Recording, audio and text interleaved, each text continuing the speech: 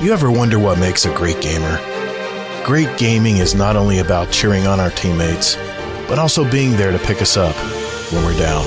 Guardian down! We're a Destiny 2 podcast that focuses on three things: community, news around the gaming industry and Destiny 2, and thought-provoking topics in the game. We're Guardian Down Cast. Your stories, your community, your destiny.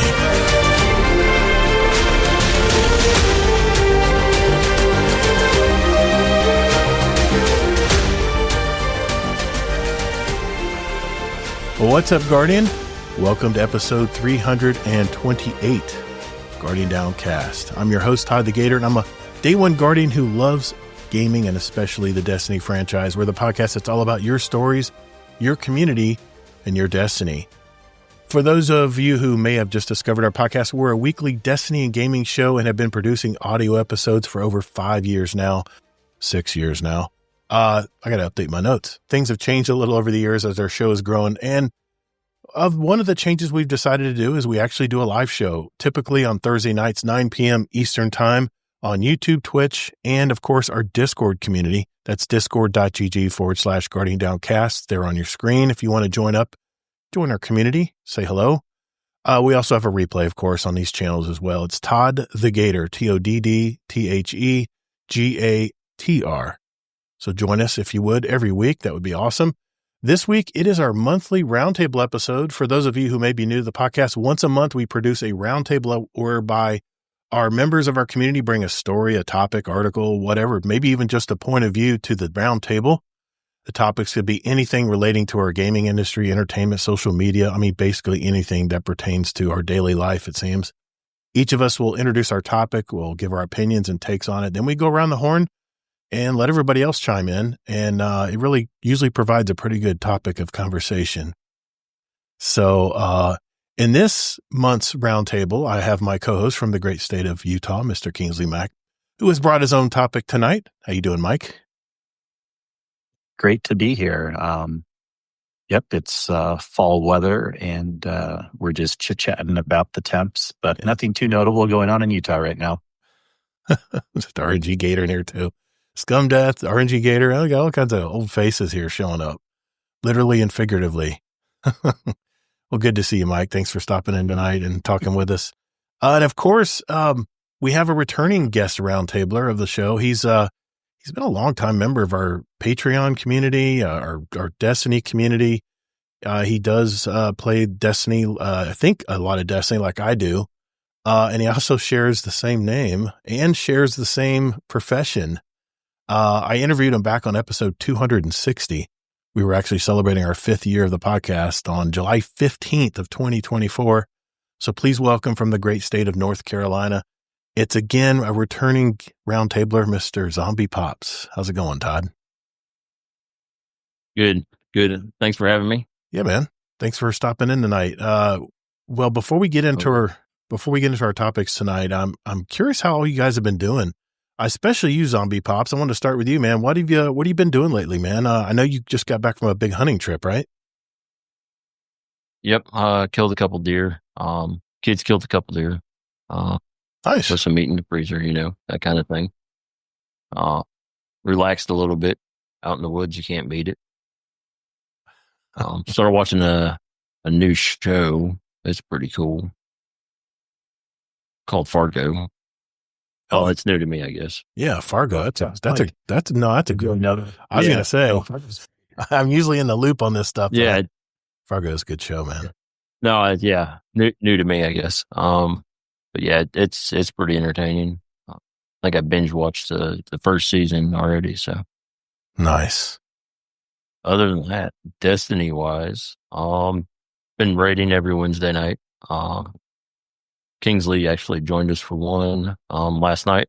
Going through Desert Perpetual, and of course Saturday raiding with y'all. Oh yeah, man, we got a great raid team. It's a lot of fun. Yeah. Yep. Yeah. What do you think about that raid, man? I mean, we haven't talked to you about this raid. What do you think about the Desert Perpetual compared to the other raids we've done? I like it. I think they did a really good job on it. I like it better than Salvation's Edge, which I still haven't made it all the way through. But it's up there. It's top 5, definitely. All right. What else you been doing, man? How much Destiny you been playing other than the raids? Are you enjoying the grind? Not much.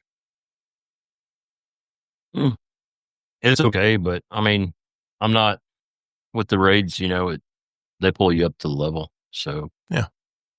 There's no real reason that I need to grind. Battlefield 6 out, and kind of playing that a bit too. So, what do you think of Battlefield 6? Oh, it's great. Yeah, it's I feel like it's more back to its roots. Yeah. Left the 2042 and. Yeah. Oh man, trying not to think about 2042 now. Did you play the new Battle Royale they just launched? I haven't done that yet. Yeah, I haven't either. I'm not a huge Battle Royale fan. It's funny, man. I was just talking last week. I think it was on Two Titans on Hunter, and thanks to Parody and Night Demon for having me on. That was a gracious host. And I was just saying that Battlefield is not Call of Duty, and here we go. We got a Battle Royale game that looks exactly like Warzone. Warzone? Yeah, Warzone. Yep. I was like, it looks just like Call of Duty. So maybe they're trying to be Call of Duty anyway. But yeah, I mean, it's a fun game, man. There's so many different ways to play Battlefield 6, So yeah. It's I don't know. Even though you keep running into tanks or helicopters or enemy fire, yeah. It's still a good time. Chaos at its best. Kingsley said he might join us one time and play. I'm like, it is chaos, man. It is definitely not slow. It's running and getting blown up. I'd like that. You don't even worry about dying because you're dying all the time. And I think a lot of the Call of Duty streamers are getting agitated because they can't do a highlight reel, without cutting and pasting the whole day's worth of gaming or something. Cause it's just chaos, man. It's hard to stay alive for any length of time unless you're sniping on a mountain somewhere and you're just a fantastic sniper, Yeah. Even then you'll get someone who'll jump in a helicopter or a plane and come right at you on the side of the mountain. So no escaping. Yeah. All right. Well, good deal, man. It's good to hear from you. I'm glad you're here tonight. And you got a topic we definitely want to talk about tonight. I think it's of interest to everybody here in the podcast audience. By the way, guys, if you have any questions or any feedback you want to give us or any input on our topics tonight, feel free to in the chat, whether you're in Discord or whether you're in Twitch or on YouTube. We like the engagement. So, yeah, definitely give us some feedback if you guys feel that you want to. Mr. Kingsleymac, what you been up to this week, man? Yeah. What have you been doing, man? Yeah, I have a couple things to talk about. Adding on to the raid discussion, it's been great. I'm still loving running this raid. Salvation's Edge was great, but even when I've run through it a few times, it always feels like a slog. And this raid did have some concern and slogginess initially at first. People like, oh, it's another harder raid. But not really. The way I would equivalent this is to when Guardian of Salvation first came out. Yeah, a lot of people thought it was harder, but it was still doable. Mm-hmm. And there was a lot more people willing to teach it. It wasn't like Salvation's Edge where it's like, oh my gosh, right. Only the top tier groups are passing down the knowledge at first. Obviously, we got it clear and we're not a top tier group. I always joke I'm at best a B+, A- raider. And it's getting to the point where we're passing down the knowledge even to some other people, and even on a potential Wednesday night when we normally wouldn't consider a raid like that, we're like, okay, let's do it. And we got through 3 encounters, even though we didn't get the boss done. It's still pretty cool, to get that far in a fun raid and hear other people's experiences. And generally, everyone who's played it has said they've had fun. You don't hear little things like, oh, Vault to Glass, it's boring, or this or that. I'm sure there's going to be some, boring or negative comments somewhere down the road, but there's no glaring thing with this raid so far. It's generally has thumbs up and everyone likes it. So, and I certainly do.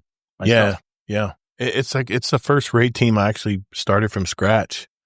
we've had all the same people that learned this raid from the beginning, going in blind. And yeah, we got it, we got it done well after most people got it done when it first launched. But man, I've been really happy with this raid. It's so much fun. Yep.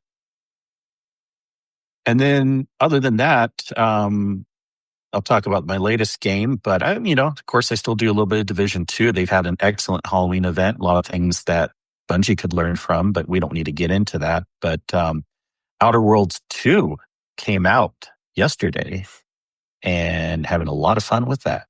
I knew this would kind of be a game for me when I saw the trailers. Made by Obsidian, I had a lot of fun with Avowed. This is an RPG type game with a lot of exploration and humor. That's the main thing. There's a lot of humor in this game. So think of not as crazy as Borderlands, but humorous, but a little more serious and a spacey type game. And great builds and no stupid encumbrance things. So you can pick up anything you want. I find myself wanting to explore more because I know I can look around at every little corner and there's some little junk thing to pick up. And I don't worry about it because there's no encumbrance. You know what I mean? You can just pick up as many things as you want within limit. I'm sure there might be caps on individual items, but it's not like if you have a lot of just various items, it's going to weigh you down. Yeah. And so far the game's great. And anyone who's played Outer Worlds 1 or is considering the game, it's generally getting good reviews. And I like it a lot so far. Yeah, I'm definitely going to jump into this game. I haven't pulled the trigger yet. And got me. Well, it looks good though. I've seen a couple streamers playing it, and it looks really fun. It kind of reminds me of what's the underwater world one that was so big for forever? BioShock. Yeah, and they're coming out with a movie. BioShock. They're coming out with a BioShock movie. Did you guys know that? Really? Yeah, it's in development right now. Huh. A BioShock, but I get the BioShock vibes from it. Kind of like nostalgia, new and old, but in a spacey environment. Yeah, kind of like the same type setting. Yeah. I guess but that corporate. Regardless, I think this game is a little more. Well, yeah. There's kind of some of those themes, but I don't know about the actual running the game. It's different. Equivalents on the RPG side. Okay.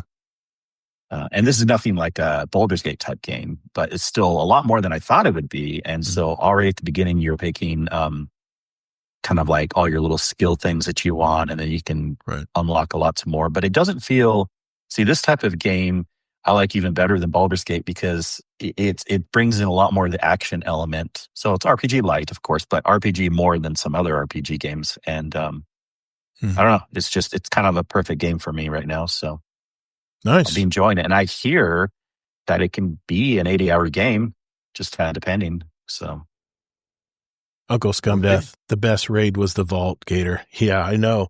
When you were drunk and passed out and got the Vex Mythoclast and didn't even know it. I'll never forget that raid, though. I had so much fun doing that. That was a fun raid. And Uncle Scumdeath was just lost. It was a lot of fun. Yeah, good times. It's good Destiny moments, man. Can't beat that stuff. Let's see. For me, because it was Halloween week, Halloween being tomorrow, my wife and I, we just kind of chilled out with movies. I was going to go see the Springsteen movie, but after I started thinking about it, I started seeing some of the reviews come in. I just decided I just wasn't enthusiastic enough to see it, but we are going to go see Begonia, I think it's called. It's a wacky, weird movie about some guys. Jesse Plemons is in it.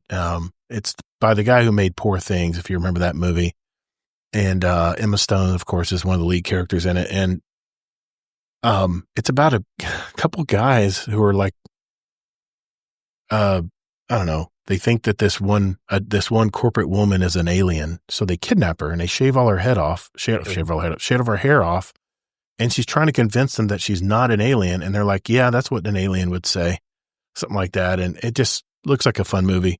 We're probably going to see that on Tuesday, so I'll let you guys know what I thought of that movie next week. But no movie reviews this week, which is okay. It's good to take a break. I tell you what, though, I did finish Alien Earth, which is on FX and Hulu.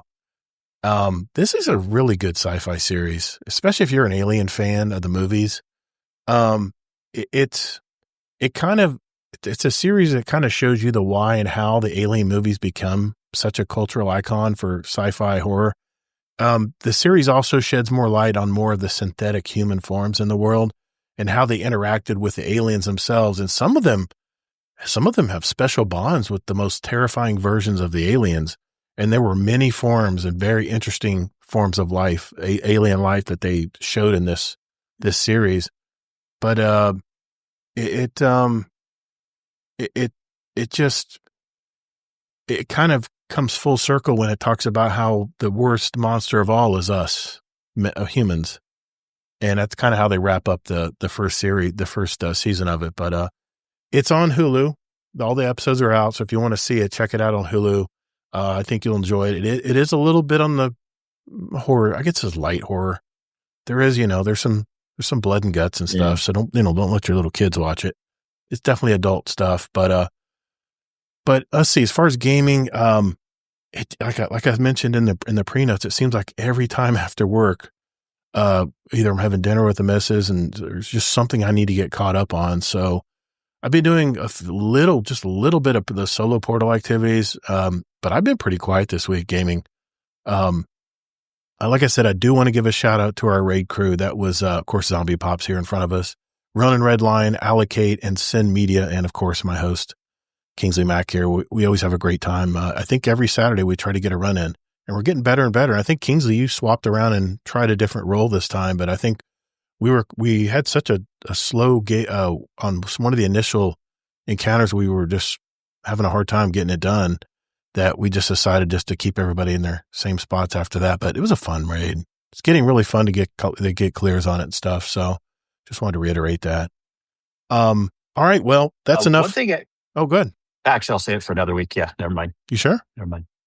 Okay. It's kind of boring. It's just more things I've noticed about the raid over time. I mean, if you really want me to hear it. No, let's hear it, man. Let's hear it. We're good on time. So now I'm getting a little more experience, and I haven't done like Epic or the feats yet or whatever, but I might have changed my mind a little bit on the ease of certain encounters. It's not like there's ease of like initially learning things, especially if you're worried about mechanics, and then there's ease of just overall big picture stuff, like how like legitimately easy it is, like when you bring in ads and bring in things like where people can die and bring in things like holes and stuff. Yeah. And a lot of people have heard about Hobgoblin being the hardest, and then I've even heard some teams say it was the easiest. I mean, I can kind of understand that sentiment now, because it's an encounter that we had the most hard time with at first, but once it kind of locks in, I feel like that encounter can be the easiest to do without messing up times after that. So once it locks in, it's not as variable, not as many things necessarily go wrong. Haven't we seen that, right? It seems like that encounter just locks in now every time. Even though it's the hardest at first. It's because we got the most reps in. I really do think it's that, because it's not just that. But I agree, reps helps. Dude, it's all about the reps.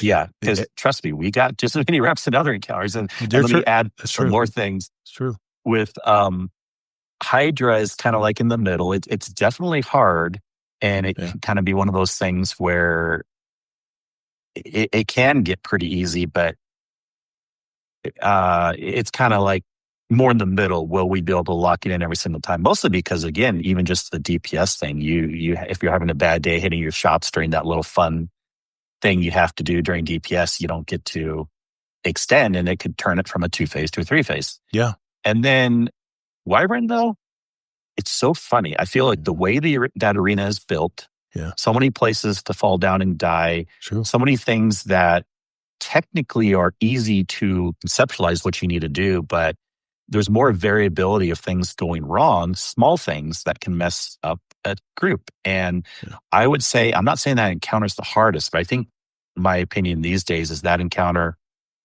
can be the most variable. It can go super easy. That's true. Or it can go like it's a lot of coordination. Runs. It's a lot of coordination on that one. And here, you guys are having to coordinate when to shoot the nodes, and I'm here trying to figure out, I got to jump up on the platforms as they appear, and then of course shoot off all these swarms of that new enemy type that just swarms you, and you kill the main boss, and like 4 different ones come running at you screaming. I don't even know what they call them, but I just put on part of it too is because the arena is bigger. It really does make a difference. Like I remember arenas like in Crown of Sorrow that last encounter, and it's very hard. But once you lock it in, it's so smooth like clockwork. But like when you have a big arena like the Wyvern Arena, people have to run back and forth, and there's all these holes everywhere, and people are getting bumped up and everything. I just feel like there's more that can go wrong in a larger arena versus a smaller arena. Yeah. So. Okay. Yeah, I see that too. Yeah, you found the holes in that one cave. It's a cave for me. Your side, it's more like a space station room or something. Yeah, the grates. And stuff. There's some grates where there's some holes and stuff. But But anyways, it's an interesting. It is raid for sure. I'm looking forward to. I'm hopeful that before Renegades comes, we can lock in and try to do at least one epic raid run and see what's different on that boss at the end. We'll see. So it goes. It's not just what's different on the boss. It's like the raid is 10 times harder. Everything leading up to it. Yeah, I need to get more reps. I need to be comfortable with what my job is and how efficiently and quickly I can do it. Been there Wednesday. Yeah, that's gonna be what it's gonna decide. So, all right, that's enough about us. Let's get into our first topic. We'll do that when we return. Hey, thanks for listening to Guardian Downcast. There are several ways you can contact us. First, you can find us on X at Guardian Downcast. Or you can find us on our Instagram at Guardian Downcast and see what pics and reels ToddtheGatr and his podcast guests want to share with you guys. We have a brand new website too. Just visit guardiandowncast.com, where you can find all of our contact info, leave us a voicemail, give our show a rating or review, search for any past episodes, or even give back to our community.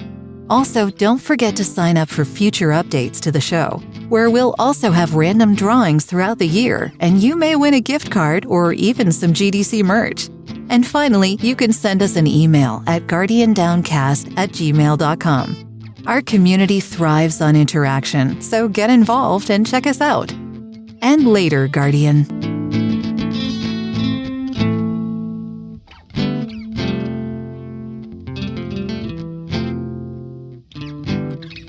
All right, first up is Kingsleymac. Kingsley, what are you bringing to the table tonight, sir?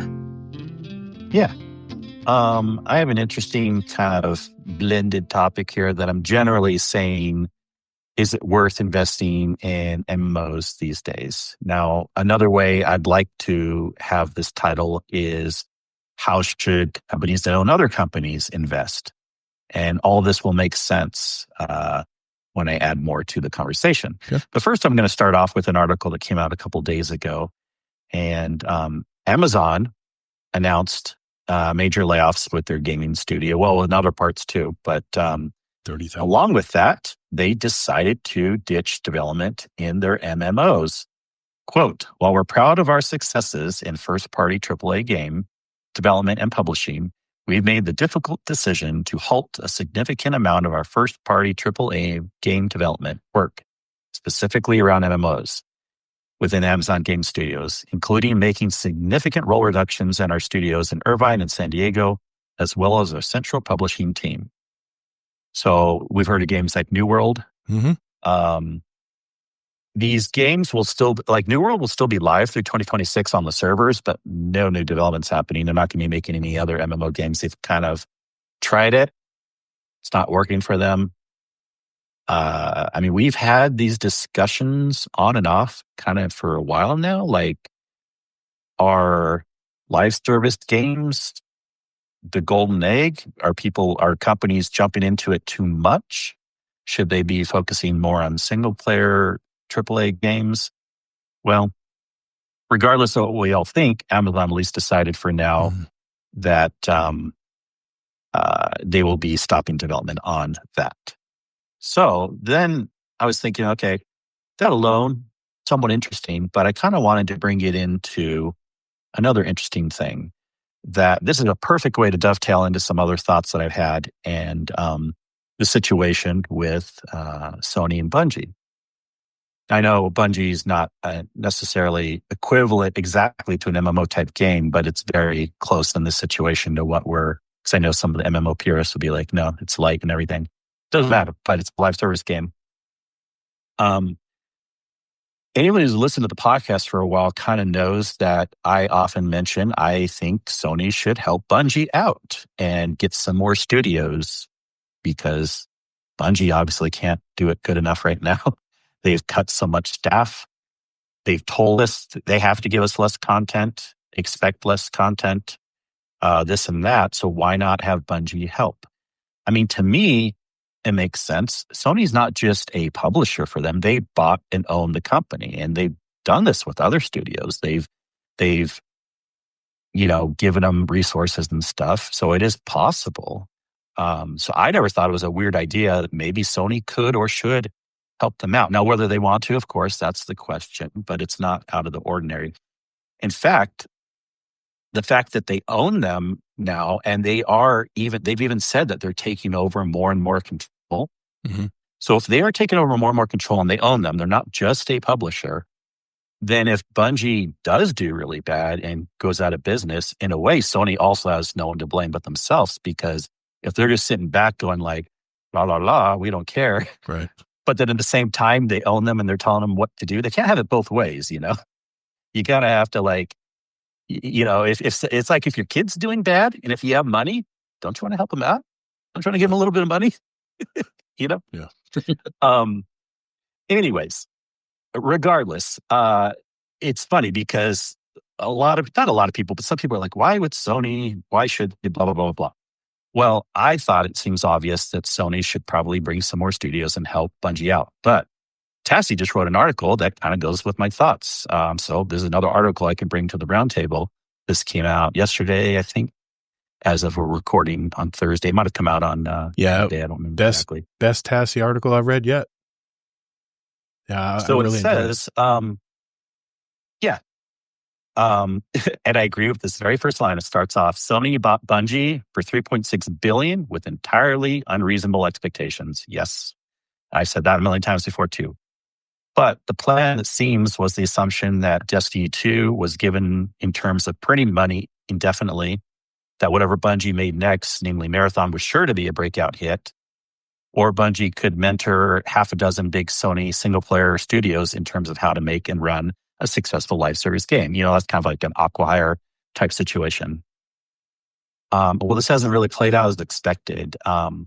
It's known, when Bungie ended the Light and Darkness saga with Final Shape, and they sapped resources from the game to result in less content. And of course, fewer players when you have less content. Also, in regards to Marathon's current or future quality, that's still totally up in the air. We don't know what's going to happen there. So we can't really rely on Marathon being a golden egg. We hope it'll still do good, but we don't know for sure. And then even on the acqui-hire idea, I mean, supposedly Bungie had consulted with other Sony studios like Naughty Dog and given them opinions on like what to do or what actually not to do with multiplayer stuff also. And so a project was canceled, and maybe Sony wasn't happy about that. Here's another thing though. It's like, also I feel like Sony can't afford to let Bungie fail, because that would be a huge black mark on Sony. And they set themselves in this situation, so they need to eat their own dog food now. Since they bought Bungie, sorry, you got to help them out. Here's the thing. Concord did so bad. Do they really want another Marathon? And if Destiny does bad down the road, I don't think Sony wants that. Now, they will be fine monetarily, but it's not a good image for them if that happens. Yeah. So don't just think of the money. And again, if they have money, they can help out if they want. I promise you that. Yeah. So there's more to this article. If there's other points, you guys, I just kind of want to give that quick synopsis at first. Maybe I can bring more in. But MMOs, thoughts on should companies still be... No, I'm not saying should Bungie stop developing, but should other companies stop trying to do, new MMOs? But since we already have Sony and Bungie situation, should they push hard into that, or should they let it die off also? Todd, do you want to go first? Go ahead, man. No, go ahead. Okay. I will say this. In today's gaming environment, Sony would be so dropping the ball if they decided to let Destiny wither on the vine. Because think about, okay, you just mentioned Outer Worlds 2, right? And was Outer Worlds 2, is that a live service game like Bungie's? No, it's just an RPG. It's a one and done. Yeah. One and done. Okay. So basically that game will come out. They'll sell the game. And you could replay it, but not new stuff coming out month to month. Yeah. But once you play the story, it's done. Well, kind of. RPGs, they have different variations each time. Yeah. Sorry to keep interjecting. No, it's like better than a normal, but that's fine. Not adding new stuff. I'm just trying to understand it. I mean, I've seen a little bit on Outer Worlds 2. I don't know everything about it, but it is so difficult today for a game to get established within the gaming community. I mean, we already know the stats. We know that there's less gamers in the pool right now than ever before. I mean, the problem we had with COVID, everyone was forced to be, to stay at home. And of course, video game sales rose because everyone's looking in front of a screen the whole day. They can't go outside. They can't go to work. It was an unnatural situation. So all these, capital was cheap. So all these studios overhired. They hired way too many people. And everything you see with the layoffs in the gaming industry in 2023 actually, and later is just a correction where they overhired and now they don't need those. They don't have the budgets. The capital's not cheap anymore. I mean, there's inflation involved now and interest rates are higher, even though the Fed's lowered it. Interest rates are still high generally for capital debt, for corporate debt. But the thing is now I think what Sony's done, I think they overcorrected. I think they took too much away from the Destiny franchise. And I know they're really counting on Marathon doing well. And I hope it does well, man. I really do. I really hope it does. But if it flops, this is the only golden goose they got. I mean, if Marathon for Bungie, not for Sony in general, they have a lot of other. Well, no, I understand, but this is Bungie's ace in the hole right now because we have an established community, and you can say the numbers are the worst right now, but those 1.5 or 2.3 million that peaked, that's basically your pool of people that want to play this game. And if they have DLC that gets them excited enough, they will return. Or a Destiny 3 or a Destiny Online and all that stuff. They will return but the problem is this is an 11-year-old game now. It's run its course, and where Call of Duty would have probably had at least 5 or 6 new Call of Duties in that same span of time, probably more because they pretty much release one every year. Yeah. We've had the same game, and you can only reiterate and reinvent stuff within a game so many times before you just run out of ideas around this storyline or around these characters. And I'm speaking specifically to Bungie here because that's what I know. It would be very, very, it'd probably be the biggest blunder ever if Sony was to just let the Destiny franchise wither on the vine and just let it go away. That is such a missed opportunity. And when I read the Tassie article, I was like cheering it on because this is something not many people have been talking about. We've mentioned it briefly, but we're not a big time podcast. I mean, we're probably right there in the middle somewhere podcast wise, and we don't have the voice that a lot of these big streamers do. We hear all the time. So, maybe that didn't get through the what we talked about didn't get through the grapevine or whatever. But like I said, the problem is it takes so long for a game to get established. And then not only does it need to get established where people actually buy and play the game, but stick around to keep playing the game, especially in the live service genre. There's been so many games that have come out and they're just it's like a bottle rocket. They come all this big pomp and circumstance, and then they fizzle away while Bungie and Destiny are still here. Still here. People log in every week and play this game. And Sony's got to see that. Sony's got to see that this has some sticking power. Like right now, Battlefield 6, they're going all out, man. They use 4 studios to make this game. They just released their Battle Royale. They got a season 1 coming out soon. I mean, they're really pushing. Think about the millions, hundreds of millions of dollars they spent on this game just to try to get it into the mainstream where we play this game every day, like a live service game. Think of all the capital intensive investment they've had to put into this one game to get people to come back and play the Battlefield franchise when they just about lost everybody when 2042 came out. So I feel like Bungie's in the same position as 2042 was. Battlefield series has been out longer than Destiny, and they were trying, I mentioned last week, they tried something new. It didn't work out. So they need to pivot. They need to pivot here. They need to decide what's the next 5 years of Destiny going to look like. And they need to do that like yesterday. They need to crank out the whiteboards. They need to start storylining this. They need to start deciding how far we're going to advance. And they might have that done already. I don't know. We don't know what goes on in the background. But my main point here that I was trying to get across, like, I'll give you a local example. The restaurant business is so hard to get into. If you're a local restaurant, I've seen so many restaurants that are in prime real estate locations spend tons of money to get their name out there, to get established, to just get people to come in and try their food.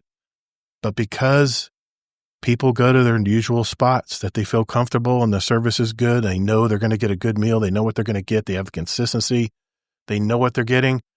It's just going to be a lot harder for these new companies to insert themselves into people's routines. And that's exactly what Bungie is. That's exactly where Destiny is right now.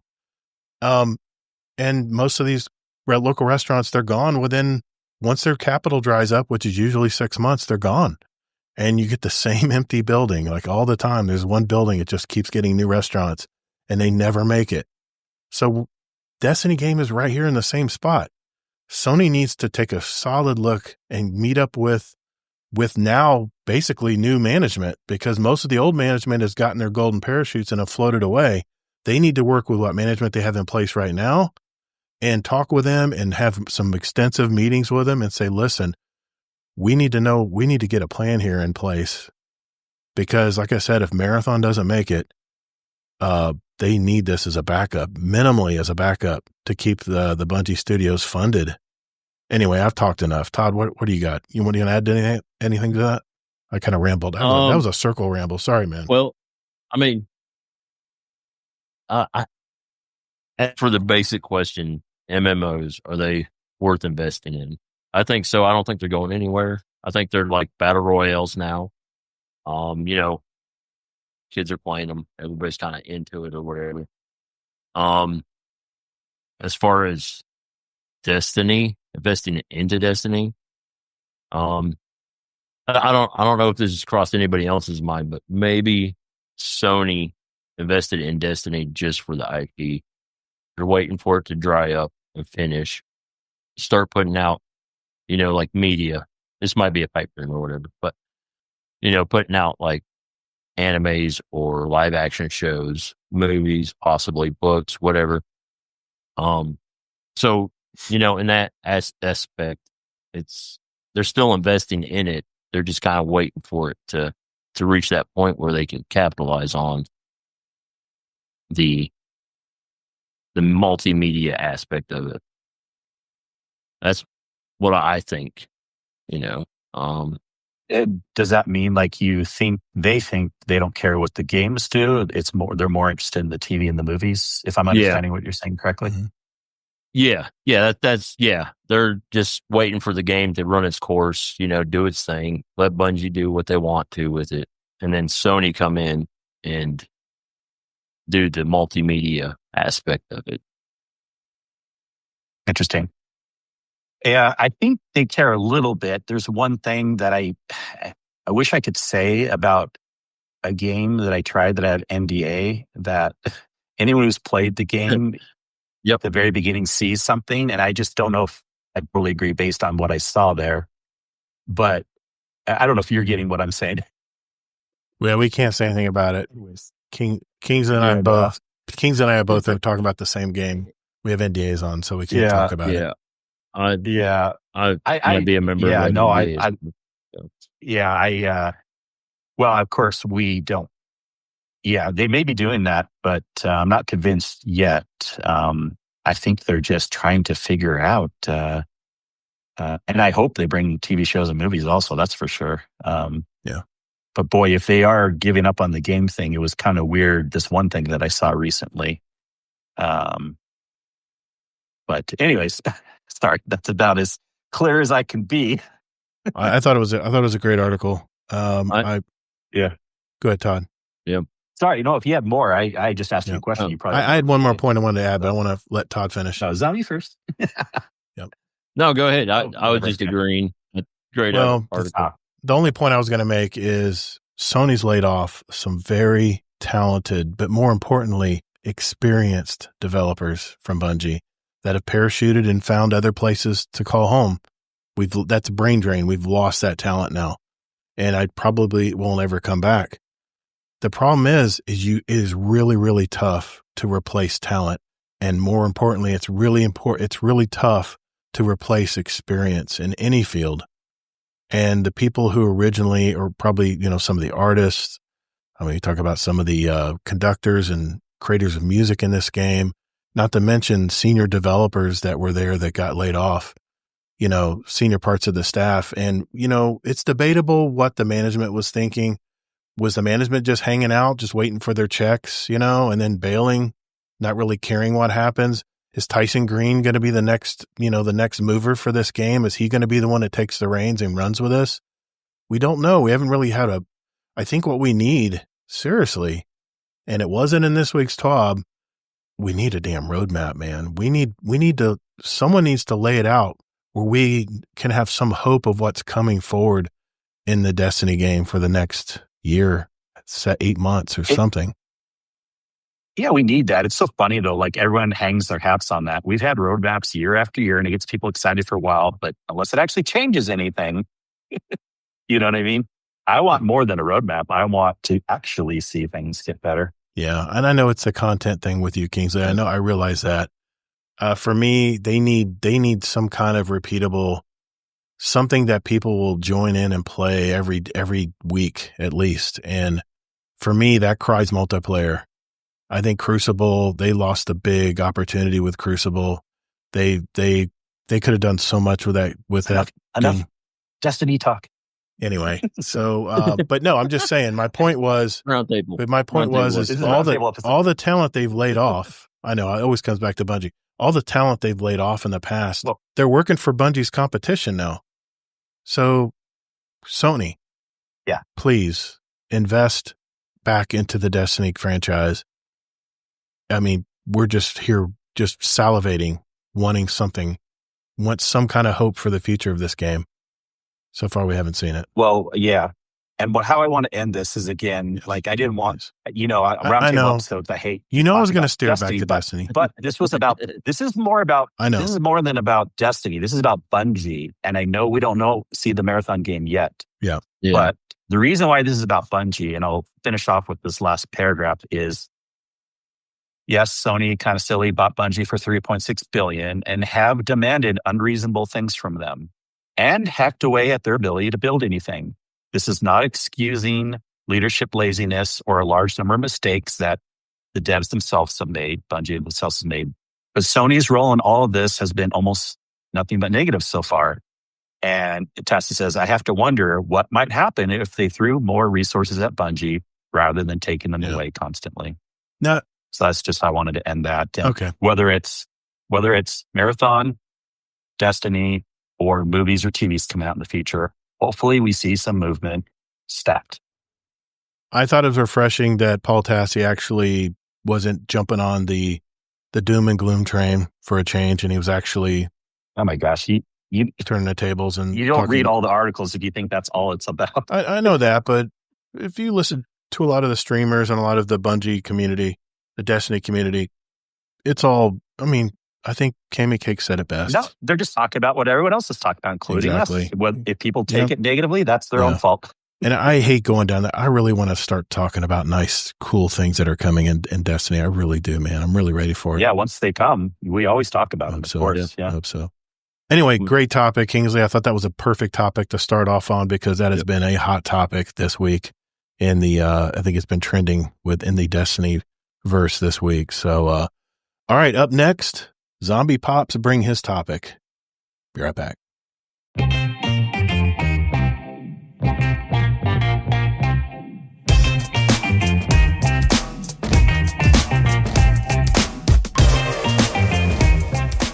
Hey Guardians, I'm currently freezing my butt off because Gator has the thermostat too low, but you're listening to Guardians Downcast.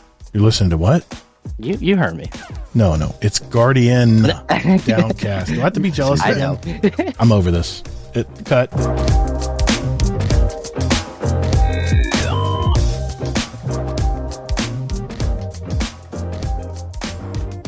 All right, up next is Z0mb1eP0ps.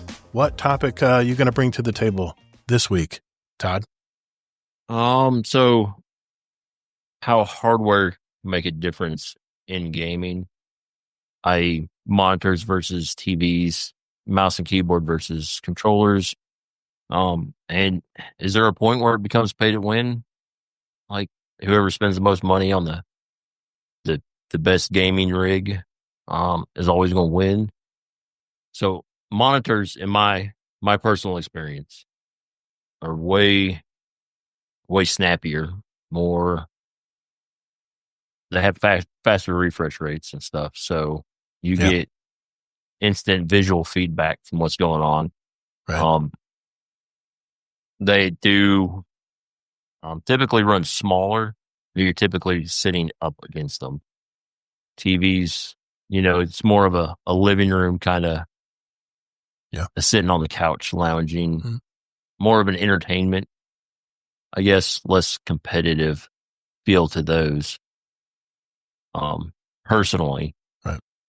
That's kind of what I feel like is the main differences in them, as far as like mouse and keyboard and other paraphernalia, I guess you could say. I know there's people who use mouse and keyboard that are absolute killers with it, whereas us older people tend to stick with controllers for consoles and stuff. Obviously, you can't use mouse and keyboard at least on Xbox. I don't know about PlayStations. Yeah. So I don't know if that affects it differently. If you're able to play different, without using the mouse and keyboard on a console. And like, I believe Kingsley was talking about it a couple weeks ago, maybe getting a different type of controller because of his arthritis, maybe helping out. Obviously, for physical disabilities, people would need different things. Would they lose out on a competitive edge if they use the controller opposed to a mouse and keyboard, though? So, just kind of wanting your guys' thoughts on. I got some of that. I got plenty of thoughts. You want to? Yeah. Do we mind giving all of our general setups? Because some people are even asking in the chat if anyone may know how we play. So if you can go first on. Yep. I don't know what my monitor is. It'll take me a minute. I mean, you don't have to give exact specs, but just generally, you do a PC on monitor, right? And is it a 4K? Like is it 1440? PC monitor. I think it's, do you know the resolution? 1440 size, 30 inches or so. Mm-hmm. Yeah, I think it's just 30 inches. It's a curved display. Oh, curved. I need another one because, nice. It's an Acer. It was on sale on Newegg. So, usually I use controller. Obviously playing on Xbox and swapping back and forth between the PC and the Xbox. Using Xbox controller is just really handy. There are some games I do play on the PC where I have to do mouse and keyboard. Yeah. And I'm just terrible at those. I play on I play on a 30-inch. I got 4 monitors right now. 2 of them are 1080p, just regular 60 hertz monitors for my text camera stuff. What's your gaming setup? Gaming setup is I'm using a 4K 30-inch, 120 hertz refresh rate. I really don't. My old eyes, I don't really need any more than 120.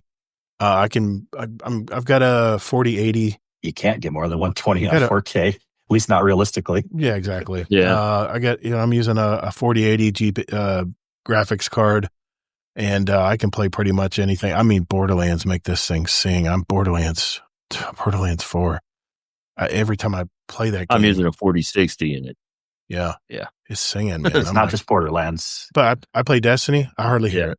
That's why I stream Destiny a lot on my PC because it doesn't really work the PC. Anyway, but yeah, that's what I'm Destiny using. has pretty And, low end graphics requirements I compared to mean, most games. I'm using. If it's not obvious, I've been using PS5 controllers. They're so much better. Just stock controllers, no paddles or anything. I do have a modded one, but I hardly use it because it just doesn't feel right in my hand. But I'm old school. Ever since they use the Elite. yeah, exactly. Yeah, they have the smaller paddles. I like that. That's what I got. That's what I got on mine. Yeah. Mine's not the Scuff. It's the other brand. I can't even remember what it's here. Just so much. Doesn't really matter the brand, but I don't know what this. I don't know what this brand is. It's got the little. It's the very. This is the very first modded controller that came out for PS5. This was before the Scuffs came out. It's a great controller. I love the paddles are really nice short stroke paddles. Even the trigger buttons are short throws. They're I don't know. They're much better, but yeah, I pretty much use a stock controller. That's all I want. And that's all I'm used to playing. I'm old school. I've been using a DualSense controller ever since, PS1 came out. So that's what I'm used to playing with. And Kingsley, we know you talked about trying mouse and keyboard because of your arthritis problems that you're having. Maybe controllers aren't the way to go anymore. What's your setup, man? Yeah, I don't know. I'm still mostly a controller, but yeah, my setup is a 27-inch. I upgraded to a 4K monitor recently. It's 120 hertz, of course, because you got to go with that. I still do a lot of 1440 gaming because unless you have the best graphics card in the world, some games are almost impossible to play at high refresh rates on 4K, but 1440 still looks really good. Yeah. And then, I'm controller, and I love controller because I never really started on mouse and keyboard, even as a kid playing games. Before PC games even were really that much other than text-based, even Nintendo had controllers, the original NES and everything. So I have been considering a little more mouse and keyboard or a modded controller. Luckily, a thumb issue that I had seems to be getting a little bit better, where it may not be arthritis in the thumb yet. I definitely have arthritis in my pointer fingers. So time is still to be seen on that, but it definitely varies. But as far as my set, so it's interesting. We're all, and we obviously probably, like, I have a PlayStation, also Todd has a PlayStation, zombie console stuff too, but my main setup is a PC. So we do have, I know we'll get to answering questions for Zombie. Does it feel like an advantage? But we do have the setup that would be the advantage. So I don't know if you would want to answer that first, Todd, or want me to. Whatever you want to say. I could just go. You go ahead. You go ahead. I got a story I want to share on that. But yeah, go ahead, man. Yeah, I think it's a great article because it's important for people to know. There's kind of two questions here I see as far as one, is it pay to win, like you said? Or the other question is it even worth why a monitor is better just personally than a TV? And I'm a huge proponent of playing on PC. There's nothing wrong with console gaming. Sometimes when I talk to people, they're like, but I got a 70-inch screen TV. I'm like, yeah, but you're still sitting 30 feet away from it. It doesn't matter how big your TV is. What matters more is how close you are to a TV or a monitor. Now, monitors are better, but even if you have a 30-inch TV on a desk and you're sitting and playing, you're still going to perform better, in my opinion, because your eyes can notice things better when you're that close. I noticed a huge improvement of me playing games when I switched from just PS5 on a couch or whatever to a TV to sitting on my desk with a monitor. And even when I play my PS5 now, it also is hooked right here on my desk to a monitor. Just because, yes, it's not like a lazy boy where I can kick back and put my feet up, but I can. If you're a real gamer and if you have the ability to get a PC, you'll notice the difference when you switch to a PC and a monitor. Yeah. So I think personally, it's well worth running a monitor, and you can even run a controller on PC, and that's even a million times better than controller on a console. Now, it's an interesting term. I get into technicalities. I wouldn't really call it pay to win, because most people think of pay to win like a game is getting you to buy something to have an advantage. So this is more just a personal decision. Yes, it is true that people can perform better. What I say is the skill ceiling is higher if you play on a monitor or a PC, and if you play on mouse and keyboard. So yeah, if you pay more, you will do better, but that's a personal choice. It's not like, at least it's not the developer getting you to buy stuff, which is a little more scummy, right? So I don't love the word pay to win, but it is very true that you can do better. Now, I want to say one last thing, because I know a lot about the technical details here. I think 120 is the perfect sweet spot. Once you get over 120 refresh rate FPS, it drops off precipitously. But then you're like, well, why are these people, they go like the 500 refresh rates and they do good.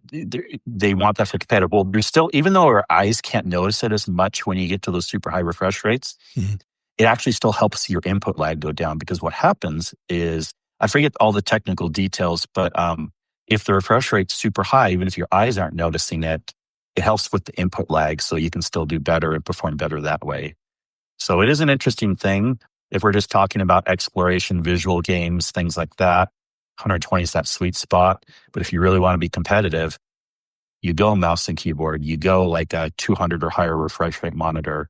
You do all these things because you want to have that competitive advantage. And everyone knows people are going into that knowing, like, at least I hope people know, like, if you're going to be doing these crazy first person shooter games, it's kind of known that you can pay for an advantage. You're not paying through the game maker, but you're paying through overall bigger things. Yeah. I love monitor and PC. I would never go back. Yeah. It's funny. My buddy Warcry, he still plays on a gigantic TV in his living room. And the problem with the TV, it's fun. It's relaxing. It's very relaxing, and it's what's funny is a lot more. I found this fact out today. A lot more people are watching YouTube on TVs now, including myself.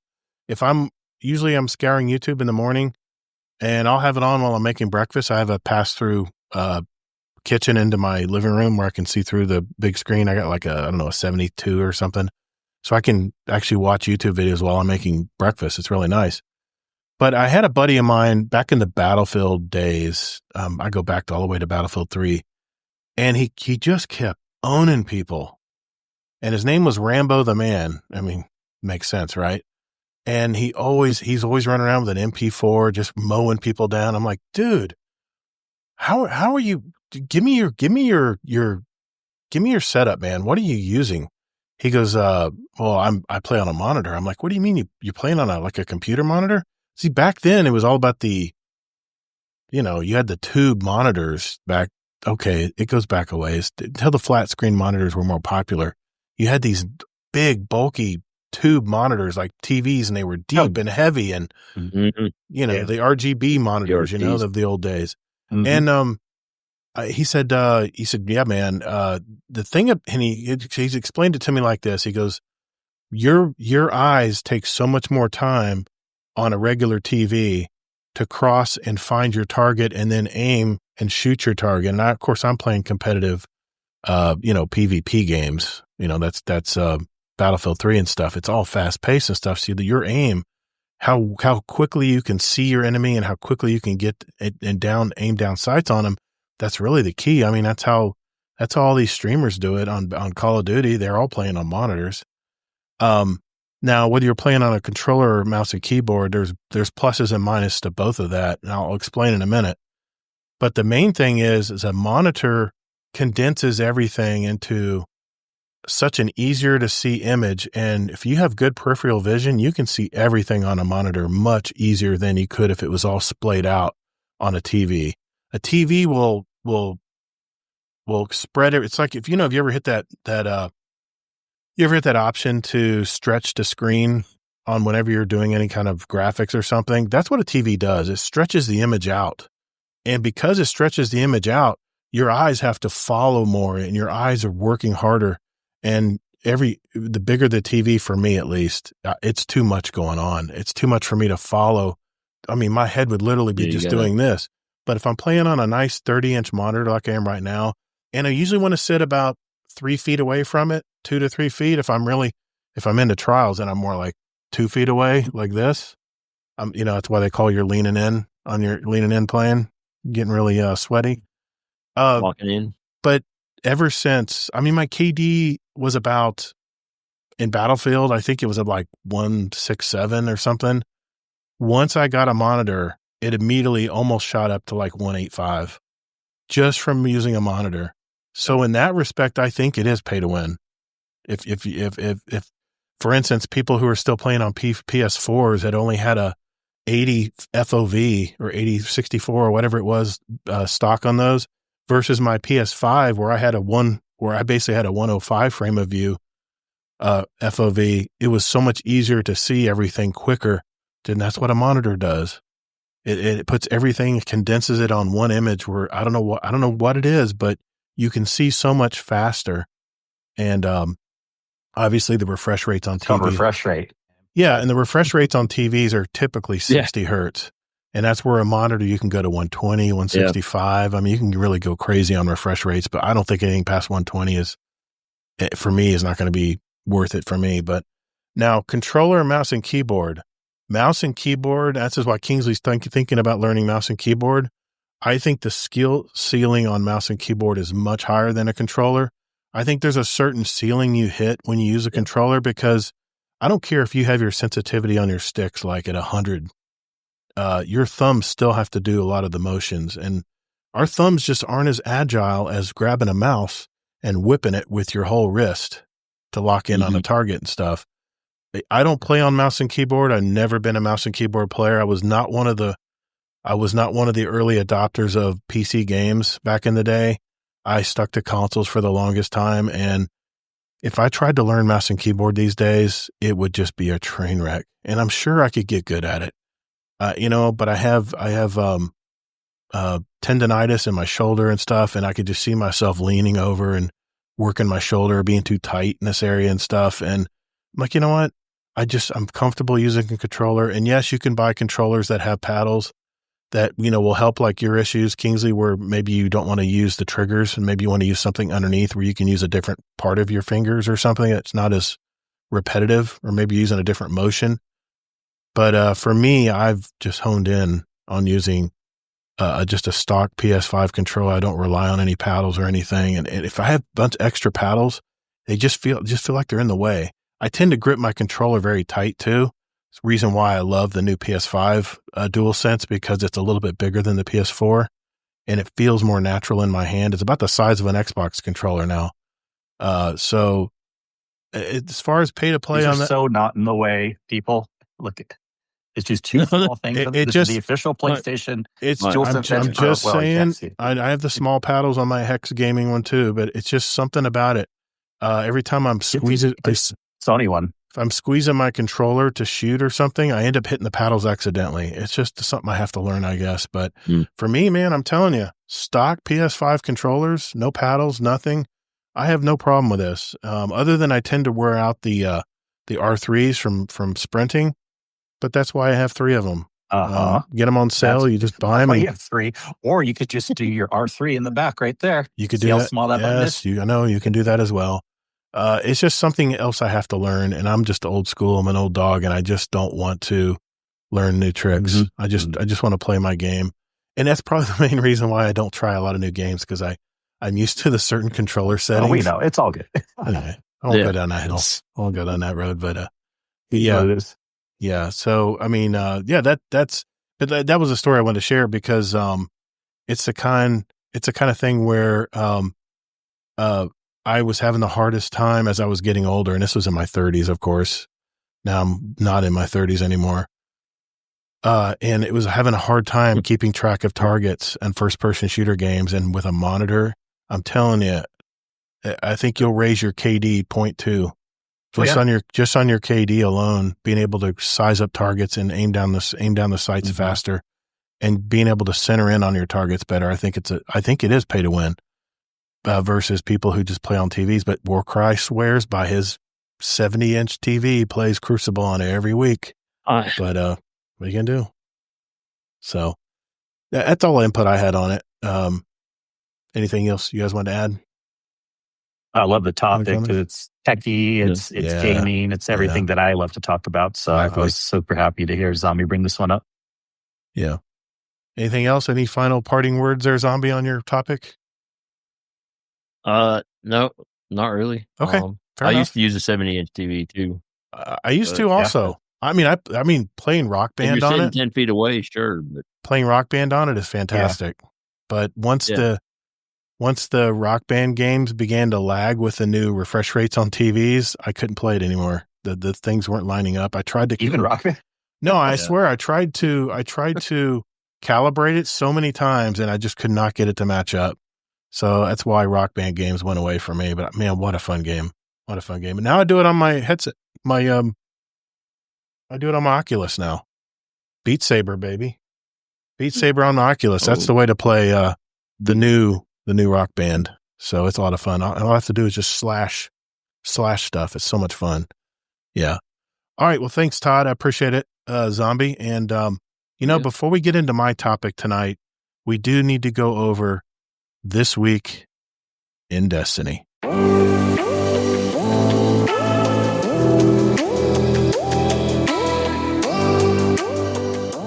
Hey, just a quick reminder that we have several Destiny 2 clans, and we invite all of you to be a part of it. If you're looking for a home to share your Destiny experiences, now would be a great time to jump in and get to know some of these great gamers. We're here for the community and friends you make along the way, and no hardcore restrictions. And enjoy what time you have for Destiny is all we ask. So if you're looking for a clan out there, join our Discord. That's discord.gg/GuardianDownCast, and just reach out to a mod, and we'll open the door for you. So join us, and later, Guardian. All right, this week in Destiny for October 30th, 2025. This week in Destiny, we are collecting candy like there's no tomorrow and buying cool things with it. I wonder what Aunt Eva Levante wants with so much candy. Anyway, let's jump into today's topics. And we're not going to talk about much of this because it talks about week 2 of Festival of the Lost, the Festival of the Lost Fashion Week. They have a bunch of pictures of different submissions for Fashion Week and or Festival of the Lost Creation 2025. And this is an audio podcast, so we're not going to worry about that part. But I will say this, on Tuesday, they did fix 2 of the soft locking issues that were affecting the Haunted Altars of Sorrow. Check out update 9.1.5.3 for more information on that. And last week, we did announce that they're extending Festival of Lost for 1 more week. So as of this recording, we have 2 more weeks? 1 more week. November 11th or something like that. Depends on what you count for the episode when it comes out is about 1 more week. Yeah, you'll get 1 more week if this comes out on a Monday on an audio podcast. So yeah, 1 more week we'll have. So you'll have another week left to collect your candy. And I've just been collecting candy, and I run altars a little bit, but I've been collecting candy and just turning in those engrams, man. You get some tier 5 stuff all day long in there if you're at the light level I'm at. Anyway, there's plenty of time if you're looking to get that Ghost Rider title or guild it 1 more time. Focus on getting your daily and weekly challenges complete. Get as much candy as you can and expend it all when you visit Eva Levante in the tower. Don't miss the opportunity to focus some exotics with your preferred stat split. And by the way, just an FYI here, you get about 400 to 500 pieces of candy in a solo ops grandmaster level, just so you know. Give you an idea of how quickly you can farm it. The Festival of the Lost sale continues. I was just on the Bungie store last night because Ronan sent a question into the show, and I said, oh, that reminded me I needed to go get some merch. So they have a really good Halloween emblem you get here whenever you buy anything from the Bungie store, and they got a pretty good sale going on right now, really slashing some prices in there. The only problem is a lot of the t-shirts I was trying to find, a lot of the sizes that I fit in are sold out. But there's a few things in there still, but I did get a couple new t-shirts. I'll wear them on the show once I get them here. But there is an emblem you can get, which is pretty nice. Pretty scary little emblem. Anyway, we're going to fast forward through the Fashion Week. Bungie.net for this week's This Week in Destiny, if you want to see. I mean, the art is fantastic. I'll give you that. But we're just going to get to the nitty gritty here. And that is the progression changes. They did do an update on the progression changes that the progression improvements, I should say, in the latest patch. Said when we first launched the Edge of Fate, a core piece of feedback we received about gaining power, and we heard you. It felt like it slowed down too much once you got to a higher power level, and ways to efficiently level up your power began to feel tedious and unengaging. Yeah, it did. While our initial efforts marginally increased the rate of progression at higher power levels, they clearly fell short in making the substantial impact that was needed. With this in mind, our focus when addressing this feedback in 9.1.5.1 centered around making a much stronger impact on power progression. In addition to the TechSec supply drop chest, which, by the way, if you go to the tower right now to the Zavala, there's a chest there waiting for you that immediately puts you to 300 power. So if you haven't done that yet, you might as well just grab it. It's free 300 power, and you get all kinds of cool armor and weapons. The rate of power gained per hour of play has more than doubled for players above 300 power, as seen in the chart below. We will keep a close eye on the power progression and how the player experience feels. It's definitely doubled. I'm looking at the chart here, it definitely doubled. So, okay, jump in there and grind that power, man. It's not going up in Renegade, so I'm really curious how the tier 5s are going to drop for people who got to 550 or 470 or higher going into Renegades. I guess we'll see as we get closer. It doesn't really matter. And especially also they're deprecating where you can level up a tier 3 to a tier 5 eventually. It's like all the things of earning stuff is just all being given away now. Yeah. And cue the people that now say leveling up is going too fast. So. Yeah. I can see that. The Destiny 2 cutscene archive update. Want to watch a bunch of cool Destiny 2 cinematics? Our cutscene archive on the YouTube has been recently updated with all the cinematics launched during the year of Final Shape. You can go and rewatch some of the emotional moments we went through in our final battle against the Witness. In case you were a newer player and never experienced some of the story beats of episodes, Echoes, Revenant, or Heresy, you can relive them in video form. Just be warned, they are filled with spoilers. So there's that. Trials of Osiris, as of tonight's recording on Thursday night, the map is Eventide Labs. Featured weapon is the Aurelus Neutralizer, the kinetic spread shot hand cannon. Pass. Bounty for Good starts today. It'll run until this is for the this is the competition that started today. And we don't need to talk about that because it's already over with. Known issues, player support report. Anything in there we need to know about Kingsley? Anything of value we need to mention? Just a bunch of fixes on the altars, and pretty much that's it. So yeah, if you wanted to get the exact amount and the exact things they fixed, Bungie.net, and look at this week's blog from Bungie, and they'll spell it out for you. Artist of the Week. That's a cool looking quilt. Yeah, quilt. And there's a Trio Verity Movie of the Week. Another week, another TWID in the books. Let's go back to Festival of Loss and earn some extra rewards. As a sneak peek into more immediate future, next week we have a sandbox preview with some of the changes coming with Renegades. Our next expansion is coming very soon, so it's time to start unveiling more about it.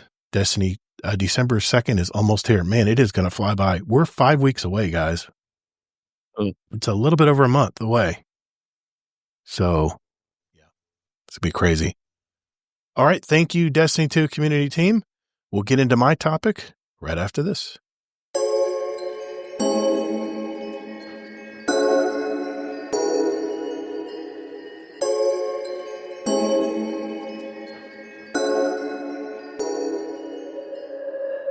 Hey, this is Heyoka, and when I'm not squishing Thrall, I'm listening to Guardian Downcast.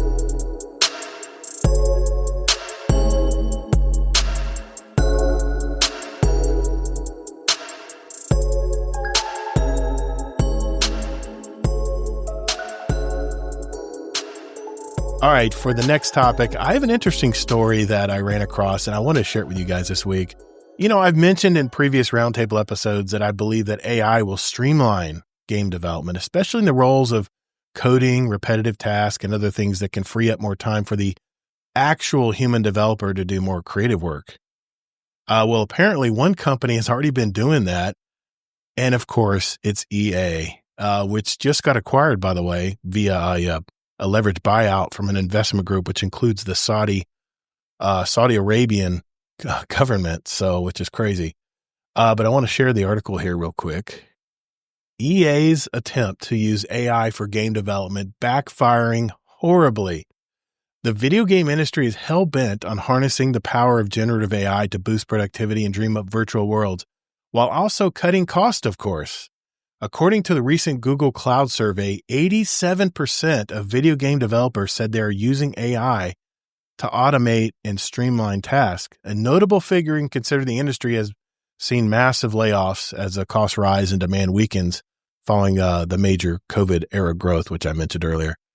However, as staffers at major video game developer Electronic Arts, which is behind some of the biggest franchises in the industry, from The Sims to Battlefield, they told Business Insider their employers' attempts to shoehorn AI into everyday tasks are seriously backfiring. Some staffers told the outlet that AI tools they're encouraged to use produce flawed code, among other hallucinations that need to be addressed. In other words, the tech may be creating more work, not less, which doesn't bode well for an industry that's already infamous for its crunch culture and high turnover rate. Other staff are even more apprehensive, saying they're being forced to dig their own graves by training AI programs to do their work.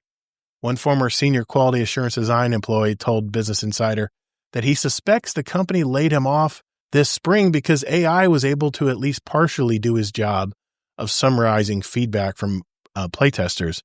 Workers are getting increasingly fed up with being roped into their boss's all-in approach to AI, culminating in employees openly mocking them on Slack. One meme seen by Business Insider poked fun at CEOs for wanting AI right now, despite not knowing even what to do with it. The trend also highlights the rift between the extremely high usage of AI among CEOs compared to the much lower rates among employees. According to a recent survey by HR company Dayforce, a whopping 87% of executives said they use AI daily, compared with just 27% of the workers. It's a problem when the dogs won't eat the dog food. That's a great saying. TD Cowen analyst Doug Kreutz told Business Insider, workers at Electronic Arts are being put through multiple AI training courses and are encouraged to view the tech as a thought partner. According to internal documents seen by Business Insider, they're even being advised on how to use chatbots to learn how to deal with underperforming direct reports. AI is, in its different forms, has always been central to this creative journey. We all remember playing against AI, and it has evolved into today's innovations in generative AI. That's what the Andrew Wilson, the CEO of AI of EA, said last year. He also says this remarkable technology is not merely a buzzword for us, he added. It's the very core of our business. That doesn't scare the hell out of you. I don't know what will. The very core of our business is based on AI. That is scary. But despite its outwardly positive approach to the tech, the firm appears to be aware of the risk of overinvesting in it as well.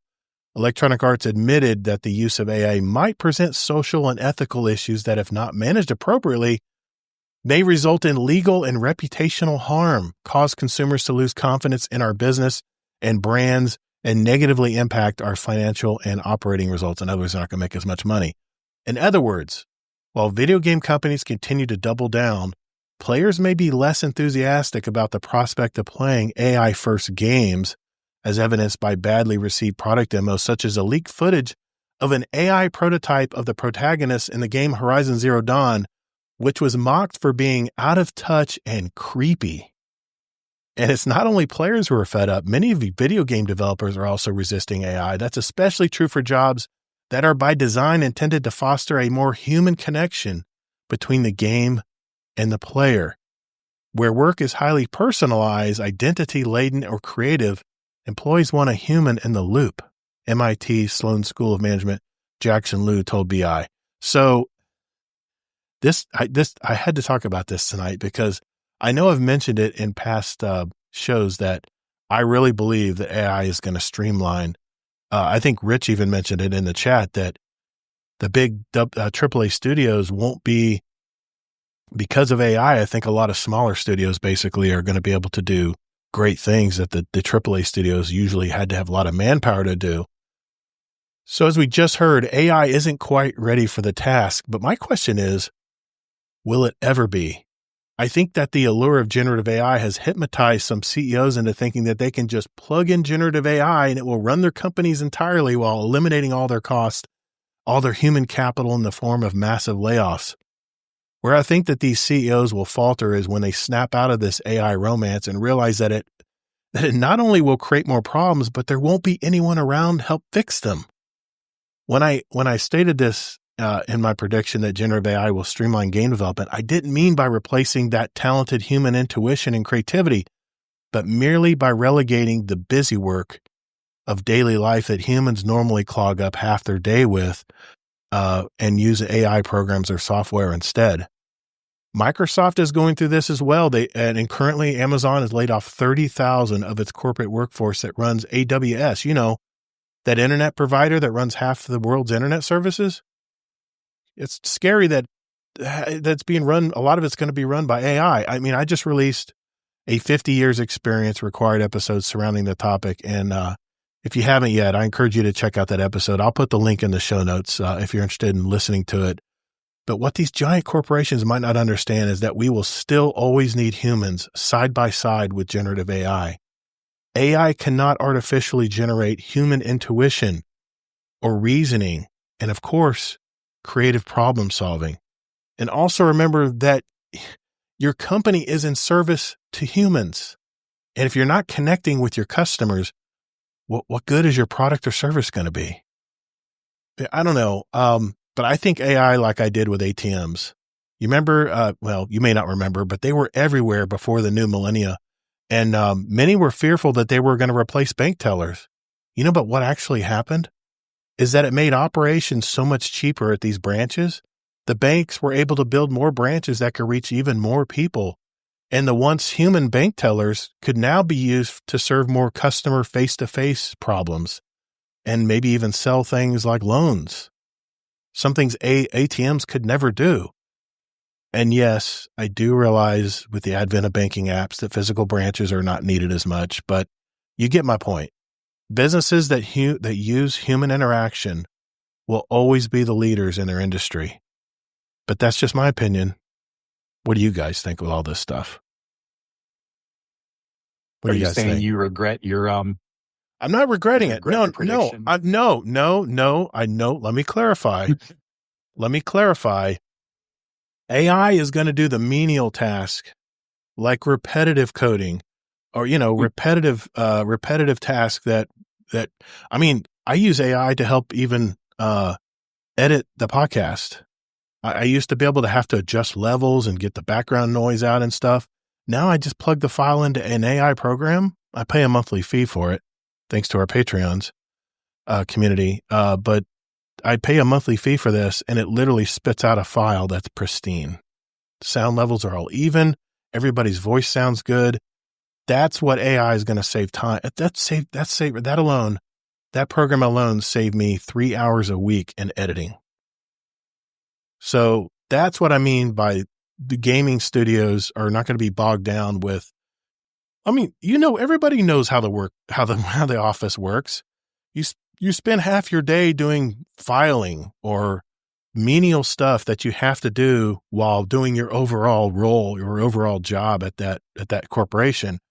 That's where AI is going to really streamline things and make your day go by faster, where you'll have more free time in your work hours to actually do the job that you were hired to do and not just push paper. That's what I mean by AI is going to improve game development down the road.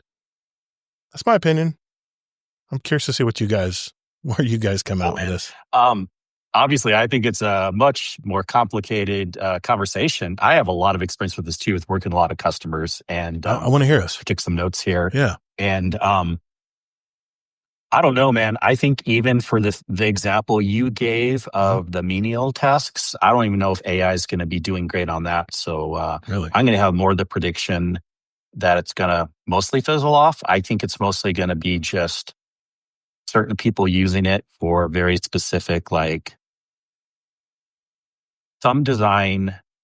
I mean, like graphical design, some coding, but not. See, game development isn't menial stuff. There's a lot of variability there. So I don't think it's going to be great in game development.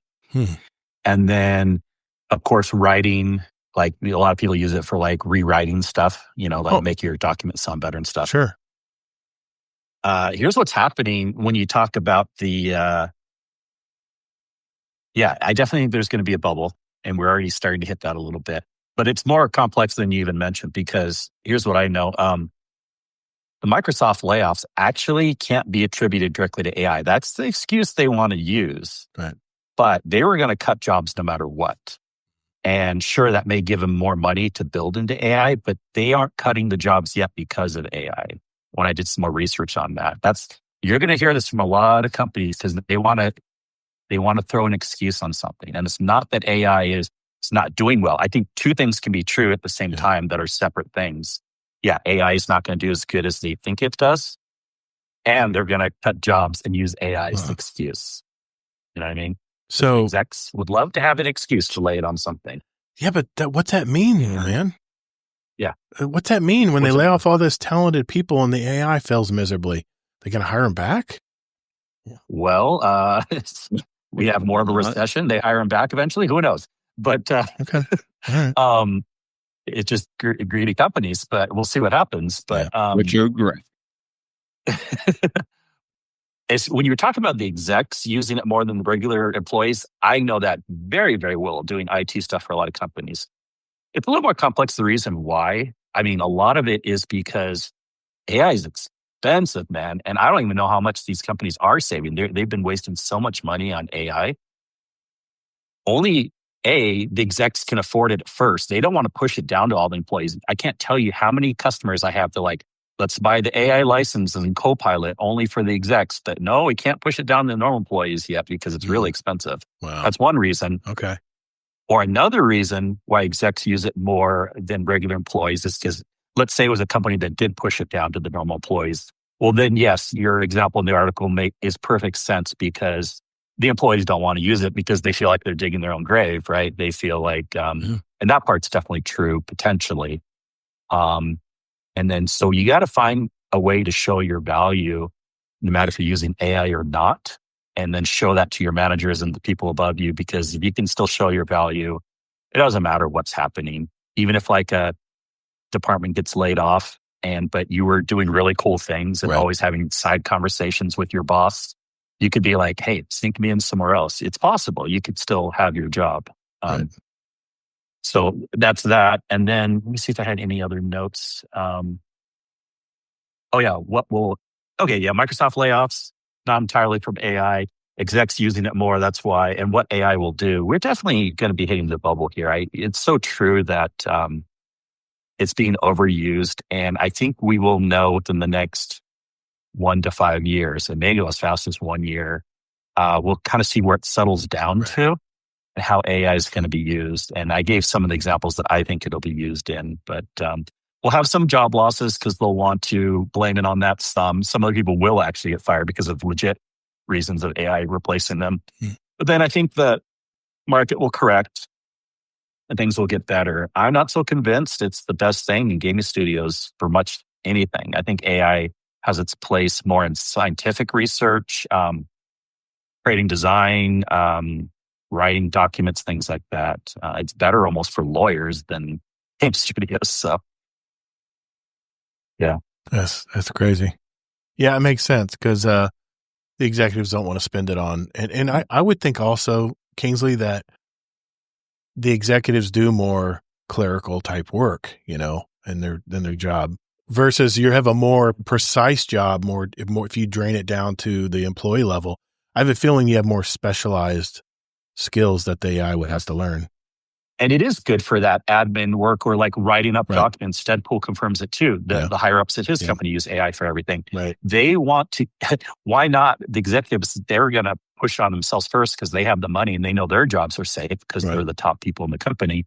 So why not? They're going to use AI for writing their documents even better. And looking all high and mighty to the other execs and things like that. So of course they're going to use it and say it's cool, but the smart execs, I think, are starting to barely realize, hopefully today, that it's not where the world is going as much as everyone thinks it is. That's good. That's good insight. I'm glad you had some notes on that because I was curious where you guys landed on all this AI stuff. I know I talked about AI podcasting last time in the last roundtable episode where they're going to produce like 5,000 episodes a day, like just regurgitate these podcasts, these audio podcasts, which is just sounds nuts to me. But what do you think? What do you think, Zombie? What do you think about all this AI stuff, man? I think it's not as far along as most people are giving it credit. I mean, obviously it's messing up code. I don't know how hard that is. I'm wondering if the employees are throwing a monkey wrench in there or to if make it do they're that. intentionally do it. I don't know. Yeah. But I mean, like for admin work, I can see, but being like creative, like visuals and, storylines even, I don't think it's that far yet. You're still going to need people to do people jobs, basically like Kingsley was saying, You almost need, maybe it's because I don't work with it. I don't know. Yeah. So, we in the pest management industry, even if AI tries to replace like 5 jobs, you almost need at least 3 or 4 jobs to make the AI work better. So are you really gaining anything? You know what I mean? Well, it's did you see the new driverless semis that Elon Musk just put out? Yeah. I think they still need a human in there to take over in case things don't go good. Don't go right. I think they still need a human to sit next to it. It's like the Teslas. I mean, you still need to be in there. You still need to be sober legally for all that. Yeah. I just don't think it's as advanced as other people are worried about. I got a question for you guys. This is something it's been bothering me, and I'm really worried. It really worries me about the future of our financial markets. We are so heavily invested in AI, and I know there's an AI race right now between us and China and whoever else is trying to compete in the AI market. Let's face it, it's the United States and China. And it's like the space race. We're like sparing no expense to make sure we are the first to come out with this new artificial intelligence, or artificial, is it intelligence? I'm trying to think of the word. It's different than not AI. Okay, that's another pet peeve of mine. No one's creating actual AI right now. They're just creating LLM. Yeah. They're not doing AGI, which is artificial general intelligence. Yes. That's something. That's the movies. That's the scarce movie stuff. But maybe someone's working on that, but like that's not what all this is. Yeah. That's actually being used in companies. But here's my question. It's not like robots working around like being smart. Exactly. Telling the humans what to do. I'll talk about that in a sec. But we are so heavily invested. Our stock market is so heavily invested. In fact, NVIDIA is investing in these AI companies, but what they're doing really is they're just swapping the money around. These AI companies, NVIDIA is saying, well, if you buy so many of these GPUs from us to run your AI plants, then we'll in turn invest that money that you're spending on, it's like artificial. It's like an artificial or ghost income. It's propping everything up to look like we're doing really well. In the economy is thriving with AI, artificially inflating it. Exactly. But here's my thing. I'm really worried that the AI bubble is going to pop, just like the internet bubble popped. Remember that everybody was trying to get in the internet businesses. It was the .com boom, And I mean, but here's the thing. I don't think AI is ever going to leave us. I don't think it's going to go the way of the dodo. I think it'll be something that we use. It'll be it's like the internet, right? The internet, the .com boom, even though it failed miserably at a certain point and the bubble finally popped, we still have internet. It's still our way of, it's revolutionized the way we do things around the world. I mean, we've shrunk the continent. We've shrunk the world because of the internet. I mean, when I can talk to buddies of mine face to face, basically across the pond in the UK, that's something we couldn't think about even doing even in the early 90s. So I think artificial intelligence will always be there for us, but right now it's just a text predictor, and I think that's where it's, you know, or it's imitating our voices with the LLM models and stuff. But I think Google searches. Yeah. Oh, yeah. There's no Google search. It immediately goes to AI. In fact, I don't even go to Google. When I go to Google now, I just go to Copilot. Or Copilot's Microsoft's version. Oh, Gemini for Google. Gemini. I just go to AI mode because they're going to it's going to generate your answer through AI anyway.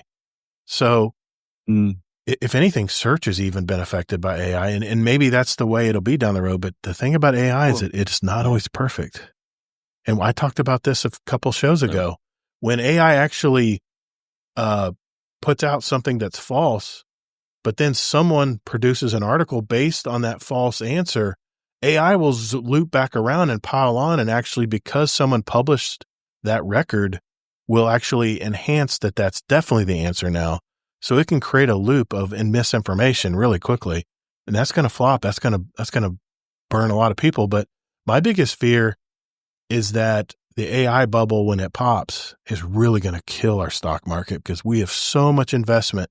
If you remember when I talked about the state of the gaming industry during COVID, it was all about games. It was all about putting all this money, all this investment into these gaming studios, and they've kind of left. It's not the hot thing anymore. Now they've moved over to AI, and I'm just wondering what's going to happen when all these, and the PE ratios of all these companies that are doing AI right now just remind me of the .com times when you had PE ratios that were just so out of whack, man. They just didn't even make sense. You should never be putting money in the stock market on what the hottest thing is today. Then you've already lost out on the boat. I mean, Warren Buffett said a long time ago, when all my friends tell me put the stocks in this one, it's already too late. You should be doing something else. I'm still. Yeah. So like, I mean, NVIDIA is now the world's most valuable company. It reached $5 trillion, the first company to reach $5 trillion, like what you were saying.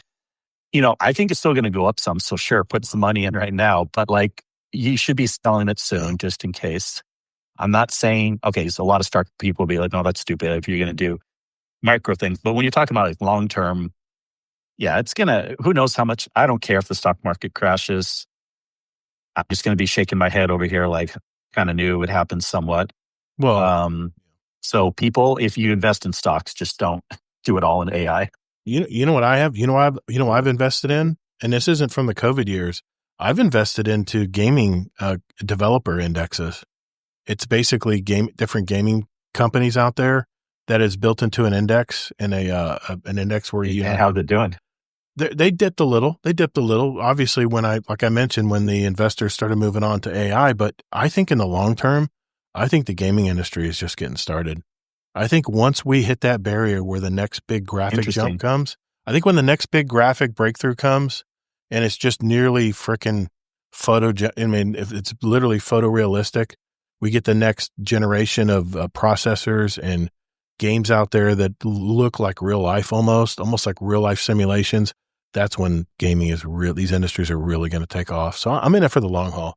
I'm not in it for the short sale. But no, I was just worried. That was just a question I had, that once this bubble pops, I'm really concerned that it's really going to hit a lot of investors hard. But hey, that's what they do, man. They always invest in the latest, greatest. That's their fault for absolutely investing in that. I know.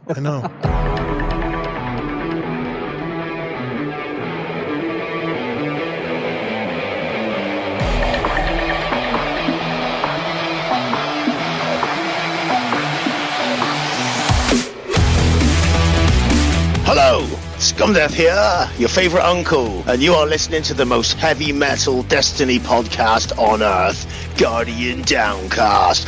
Guardian Downcast! Yow!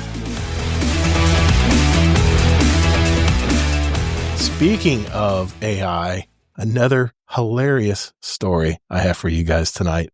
Let me pull this one up. This is from Futurism. This is by Victor Tangelman. Amazon reveals smart glasses that effectively turn its delivery drivers into cyborg drones. Can't talk tonight.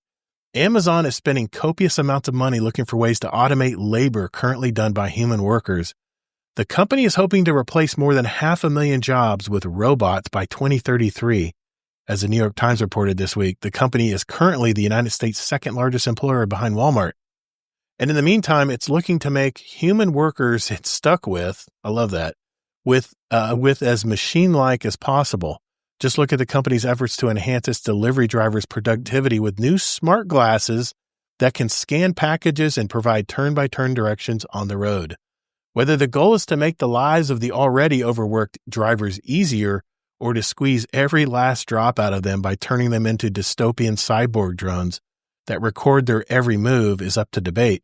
In either case, it's unlike anything we've seen in the workplace previously, meaning a lot could be riding on the success or failure of the experiment. The smart glasses, which Reuters first got wind of in November, were officially released this week. The chunky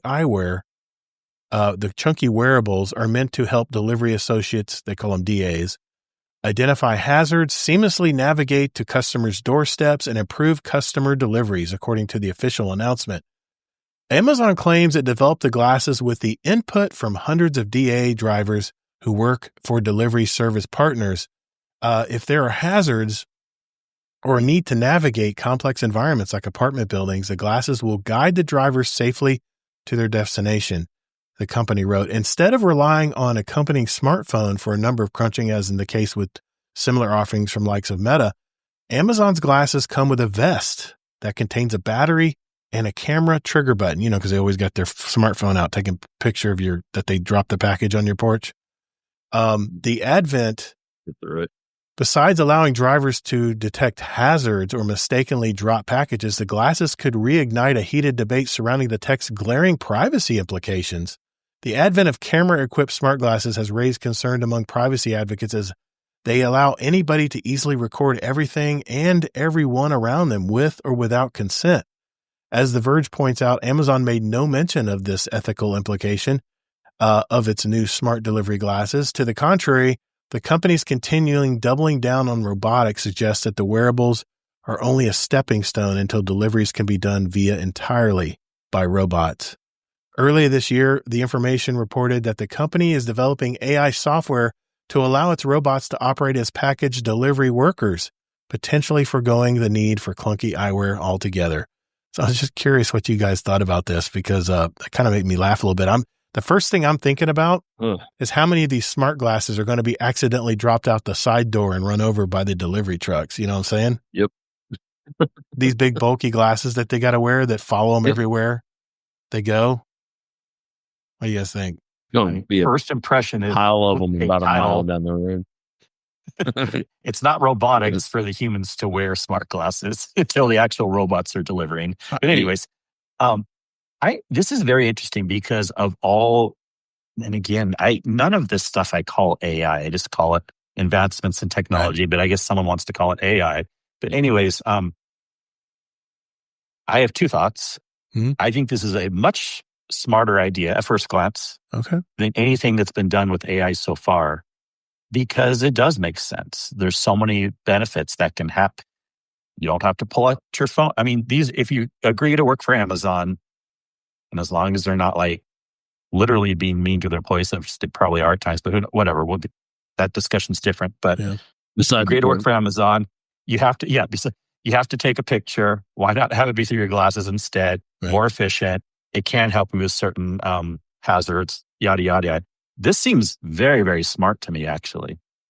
Now, privacy, I can see concerns with they open the door and there's someone who's half naked. Normally it would just be the human seeing that, but now it's recorded through the glasses. So that's going to get posted on YouTube. Yeah, or OnlyFans. Yeah, well, I mean, so that is a concern. Mm-hmm. But at first glance, I like this idea. I think it's actually kind of smart. Okay. I don't know. What do you guys think? What do you think, Todd? From a company standpoint, it makes a lot of sense. I can understand it. I don't think much of the delivery drivers around here, you're lucky if they deliver to the right house. So I don't have much faith in their abilities to do anything outside of their job anyway. So I don't know. I think clickbait title. Alec says, if you're answering the door half naked, you are wanting to be seen. Hey, that's a good point. Wear a towel. I mean, that is true. Wear a towel. That is true. Not but wrong. Still, the bigger issue of privacy. And I'm a proponent of privacy. This is so hard because I like it both ways. And I'm a little bit more on the side of I think this is a cool idea. So I don't know. But I think just on the technical side of it and logistical, it's a way better idea than what everyone's trying to do with AI and the other things in companies right now. Because at least I think you can see more proven, realistic results right away versus this AI for coding and design and everything, and who knows how well it's going to work. I'm just wondering when we're going to have to start wearing these, Zombie, when we're servicing accounts. Yeah. Well, I mean, it's kind of like body cams for cops. Yes, it is. That could be good because, and then that's one thing you got to worry about, man. I mean, I don't know about you, but I always ring the doorbell and knock on the door because I don't want to be shot. I live in Florida. Yep. I don't want to sneak around someone's back porch, treating their house, and all of a sudden there's a gun in my face and I'm dead before I can even say, wait. So maybe that's a good protector, I guess. Even if I have a key to the place or a code for the place, I always knock. Shout it out too. Even any closed doors inside the building, always knock on them. Yeah, because I've opened too many doors with me sleeping in there that had no idea I was in there. Yeah. Or they're washing dishes, listening to whatever. And this could protect you because it could prove that you did that. Yeah, in case. Yeah. It's funny you should say that. A funny story here. I had a customer I used to take care of, and the guy was a little out there. I don't know what was going on in his brain, but you know what I'm saying. He was a little out there, and he invited me. Crazy customers. He invited me in his house one day. I never been so scared for my life in all my life. He invited me in his house, and he was just talking really about weird stuff. And then somehow the topic of guns in the house came up. He reaches under his sofa, pulls out a .44 Magnum. I mean, it's a big ass gun, man. And says, "Yeah, man, I got this thing." He's waving it around. I'm like, "Fuck!" He could just shoot me right now, and I'd be dead, and no one would even know. No one would even know. Even if I got my phone on me, how am I going to reach for it when I'm dead? .44 Magnum. That's a hell of a gun, dude. And he starts showing he's got these guns hidden all over the place, and I'm like, dude, I don't care what kind of pest problem he was having. I'm like, damn, I got to go. And I shot out that door. You know what? I never returned to that account. I knew if I one day he was going to accidentally shoot the gun or something while waving it around and shoot me in the chest or something with it, I'd be, what I'm saying. But, it's either that or he wanted to show you his special package. But. Even even if I had glasses to on, be your buddy or those glasses to be put down the disposal, it wouldn't matter. But you know what? Here's the thing. I have a separate YouTube channel. I do related on my business, and I carry a GoPro on a little little hand thing, and I got a mic and all that stuff hooked up to it. And I talk about lawns and stuff, but I always make sure when I'm recording anything, I don't get tag numbers of my clients. I don't get any addresses. I don't get any street signs where people can go back and reverse engineer where I am or where my clients are. Anything and I always tell my clients, I get permission. I always tell them, do you mind if I record this problem with your palm right here? Because I think this could help a lot of people on my YouTube channel. And I said, I will make sure that nothing identifying is I'll make sure there's nothing identifying on the footage. And they're always fine with it. But that is something you got to worry about, man, because people's addresses, you could see something, paperwork looking in their door or something that has some compromising information on it. That is something they got to think about. But here's the thing. I'm all for innovation, but the George Jetson days, I still think we're 100 years away from this. I mean, if you've seen if you've seen the clips of the supposed robots that they tried to create in the old movies, when they made fun of the the space movies back in the early days when they made movies. It's laughable that we already are. It's laughable that we're actually in that time and place right now. I can imagine the maintenance cost and breakdowns from the robotic delivery drivers, let alone this robotic warehouse that Amazon. I think it's a pipe dream that he's trying to, there again, plug in autonomous robots and AI that's going to run the whole business for him. And all they have to do is just keep pressing the money button. The guy's a billionaire already. How much is enough? How much is enough money? I know we're getting off on the political road here, but I mean, come on, man. You're the second largest employer in the United States, and you're wanting to replace people. It's all about people. It doesn't matter what business you're in. It's all about the face-to-face interaction. When a robot starts showing up to your driveway and somehow can open the door and leave the package on the porch or whatever, and For the robot to come in. I'm going to show him my 44 Magnum. Start. Hey, are you guys bulletproof? I'm just curious. Are you guys bulletproof? Let's find out. Hey, if it's a hot robot, I can I can imagine all of the YouTube video spoofs that all the young ones would set out to just bugging this robot all day. They follow his damn truck all through the neighborhood, you know. I could just see the videos popping out. I don't think we're there yet, guys, is what I'm saying. I think AI, since we're talking about AI here, I don't think we're there yet, guys. I mean, I love that I can look up something and within seconds, it's looked up all these websites for me and it gives me this information based on the website. That saves me a lot of time.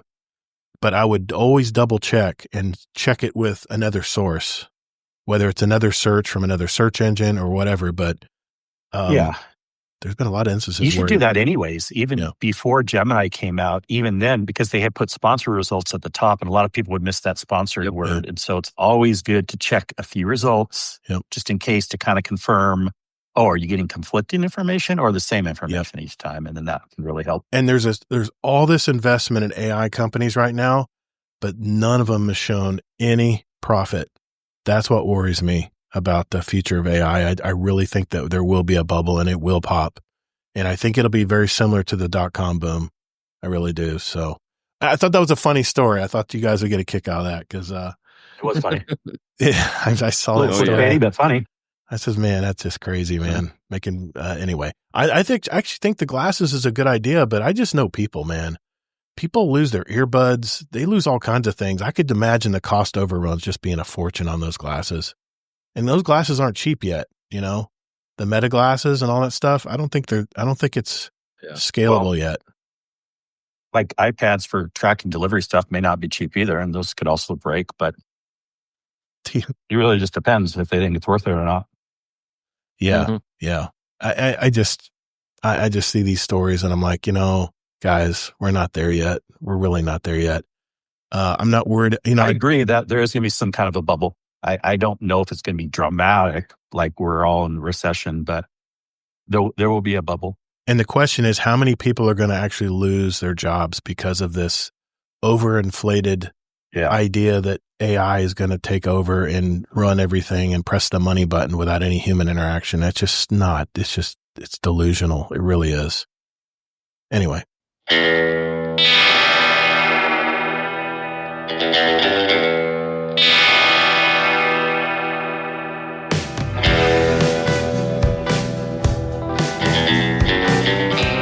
Hey, Maximo here, one of the other Todds. You're listening to the Guardian Downcast, home of the coolest Discord group on the frickin' planet. Word.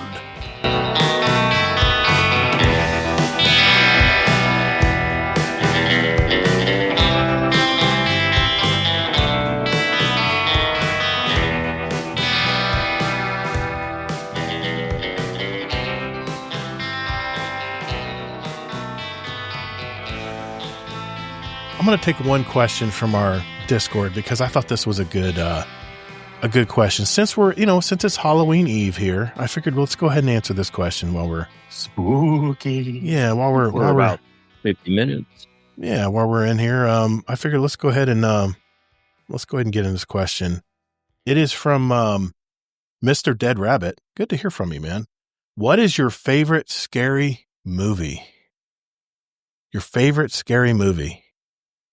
Since we're on Halloween week here, I'll tell you what. I was never a horror movie kind of guy, and I had a buddy of mine bring me to Friday the 13th Part 5, which was, by the way, the first Friday the 13th movie I ever watched.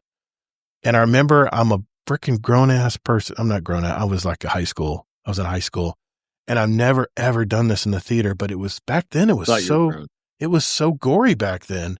I literally did this, and I was looking through my eye like this. I'm like, what am I doing? My buddy next to me is laughing his ass off. But it was scary shit back then, man. Now, if you compared Friday the 13th Part 5 to today's movies, like, what is it? The Conjuring movies and stuff? Fuck that shit. No.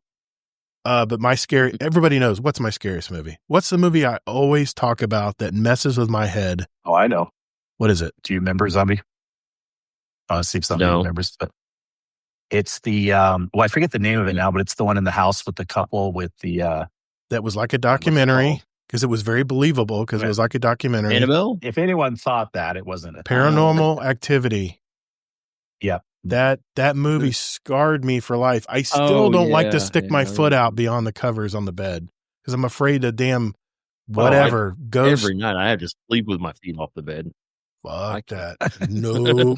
Well, for a different reason, I don't want my feet off the bed, but not because I'm scared. And if I'm always in the attic above our bed, and if I ever see some Polaroid pictures above my wife's bed, I'm out because that was part of the movie. Well, yeah, the ghost was stalking his wife, and he had Polaroid picture. It had Polaroid pictures above her bed in the attic, where I guess the ghost was hovering and looking at pictures of. Just such a messed up movie, man. So there you go, Mr. Dead Rabbit. It's Paranormal Activity. It's the most scary movie I've ever seen. What about you guys? Well, he said favorite. He didn't say most scary, right? Favorite scary movie. Yeah. Yeah, you can have a different definition. Let's alter it then. Let's make it two parts. What's your scariest one you've ever seen? Paranormal Activity. See, I like that then. So I have two answers. Yeah, my favorite scary movie is probably going to be. Well, no. What's your scariest movie? Well, I'll go with you guys first. Scariest movie for you guys. So that was your scariest. Do you have a zombie? And then I'll go for scariest. Yeah, Nightmare on Elm Street. I think that was part of my original interview, actually. I think I mentioned that. Because, right. You can't stay awake forever. Eventually you got to go to sleep. So Freddy will come for you.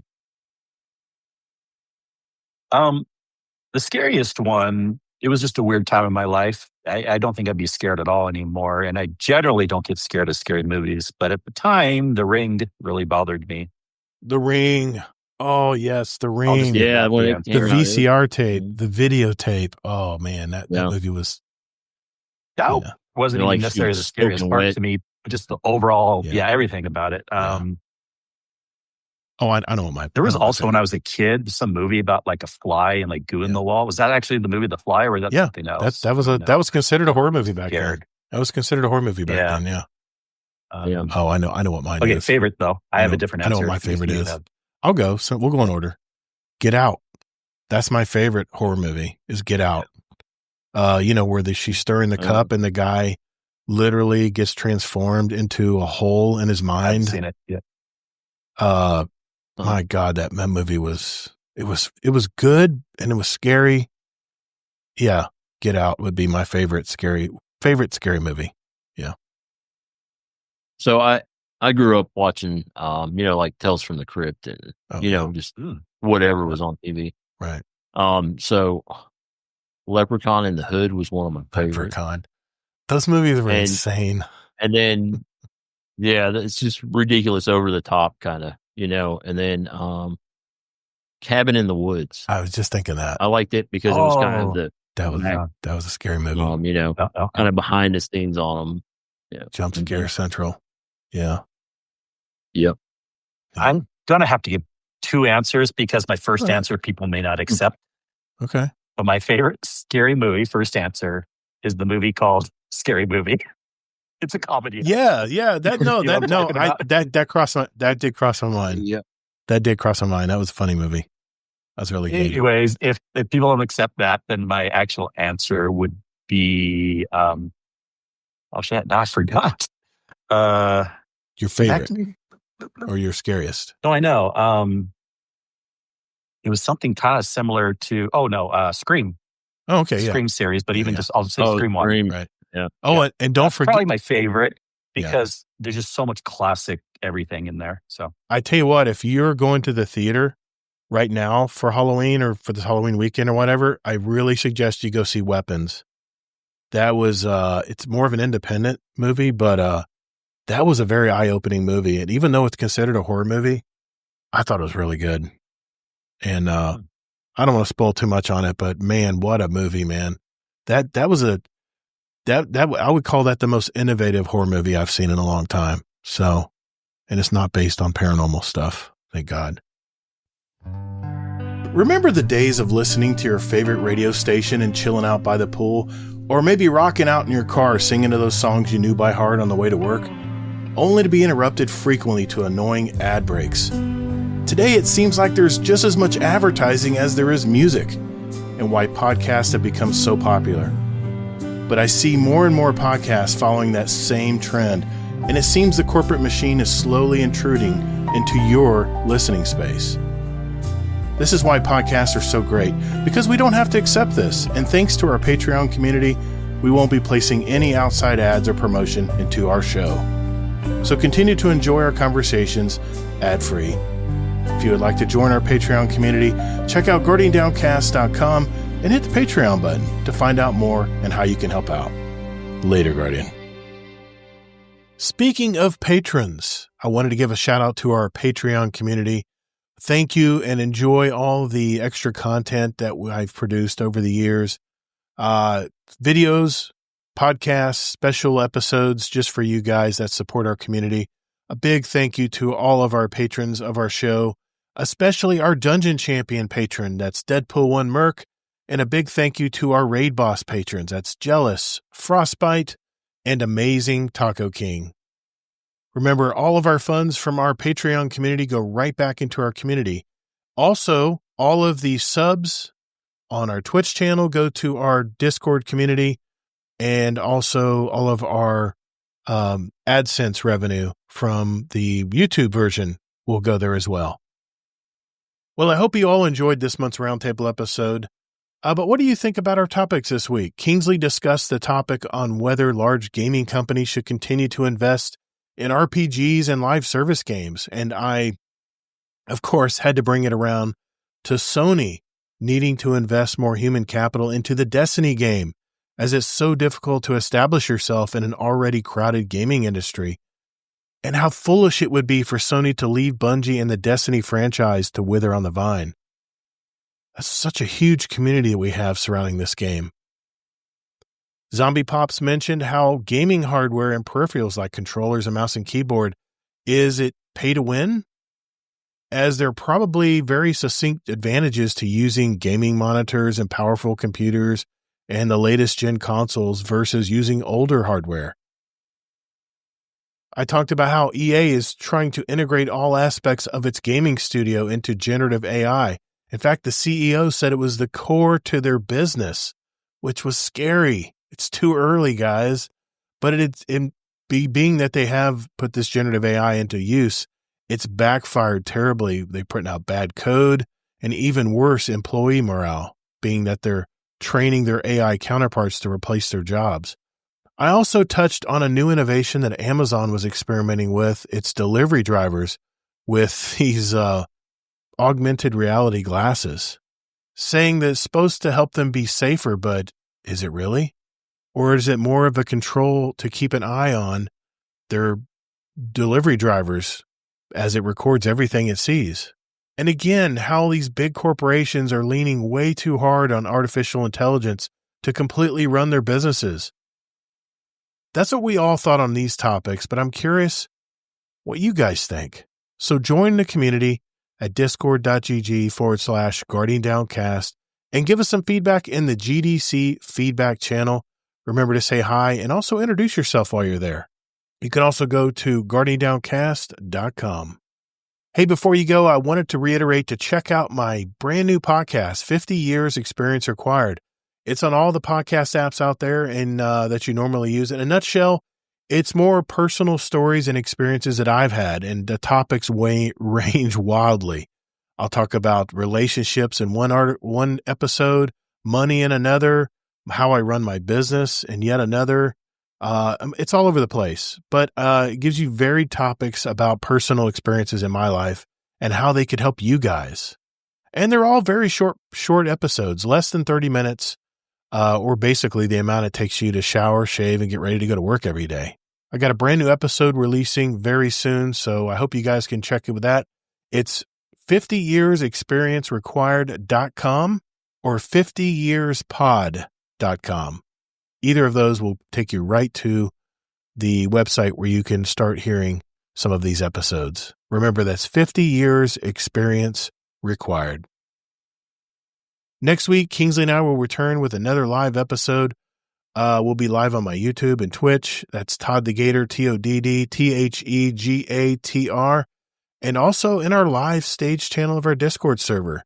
So we'll be streaming live to all three platforms simultaneously. So I really hope you can join us. We had a lot of good turnout this week.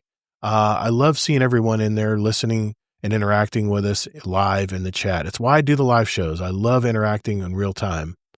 And shout out to Uncle Scumdeath. He made a rare appearance tonight. Thank you, brother. It's good to see you, man. Well, that's a wrap. Another episode in our collection for our new listeners out there. We have 327 other episodes with interviews from gamers all over our community. We're talking Destiny, or like this week with our Roundtable episodes. So take a look at those, especially if you're just finding out about us. And if you like what you hear, hit that share button. Tell a friend about us. You can also send them to guardiandowncast.com. Special thanks to my host, Kingsleymac. Thank you to Z0mb1eP0ps for filling in tonight and participating in our Roundtable episodes. We do these every month. So if you're a part of our community and you want to be on a Roundtable episode, just DM me in the Discord and we'll talk about it. Remember, as you're playing Edge of Fate, take breaks, get outside and touch grass. Stanley A. Gregory, welcome to the community. Hey everyone, remember, we're Guardian Downcast, your stories, your community, and your destiny. And please be good to your fellow Guardians in the Destinyverse. Guardians are measured by their ability to come back from defeat. So stand. Fight! Thank you all so very much for listening. And later, Guardian.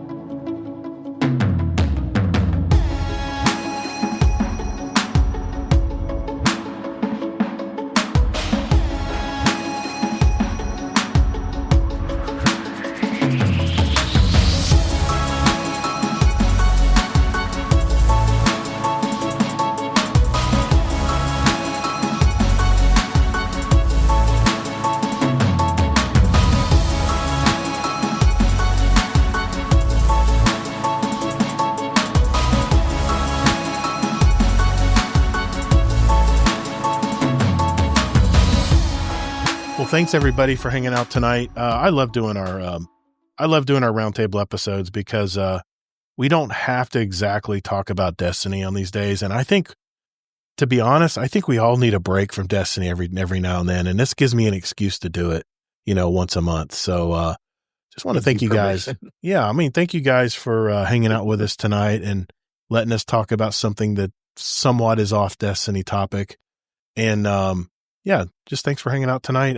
Zombie, where can people reach you, man? If they want to game with you or whatever. The Discord. Yeah. Discord's the best way. And Mr. Kingsleymac? Yeah, check me out in the Discord. Right now, I am Kingsley the Gator. That's right. You'll find me as Kingsley in the Discords. Ron a Gator kick, yeah. That's right. Everybody's doing it. Every now and then it happens where everybody changes their name to the GATR.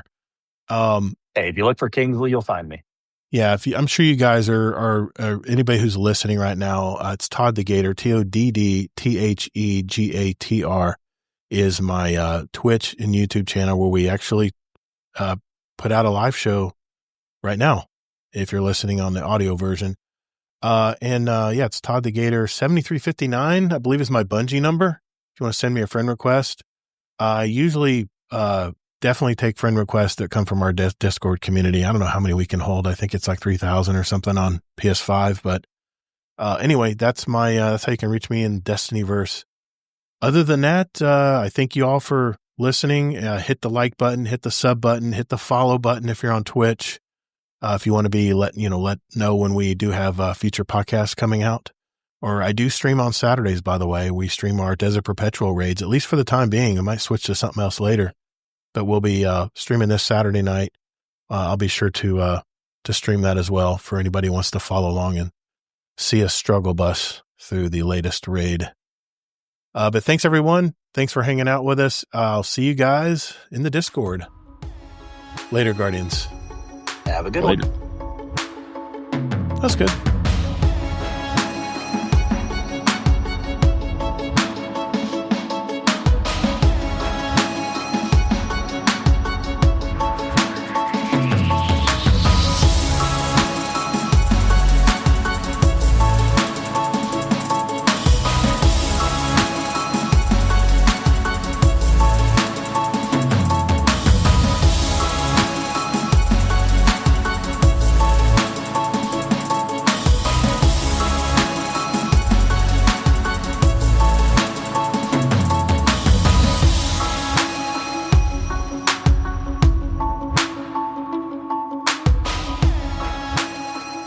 I'm a farmer, man. I love to farm stuff.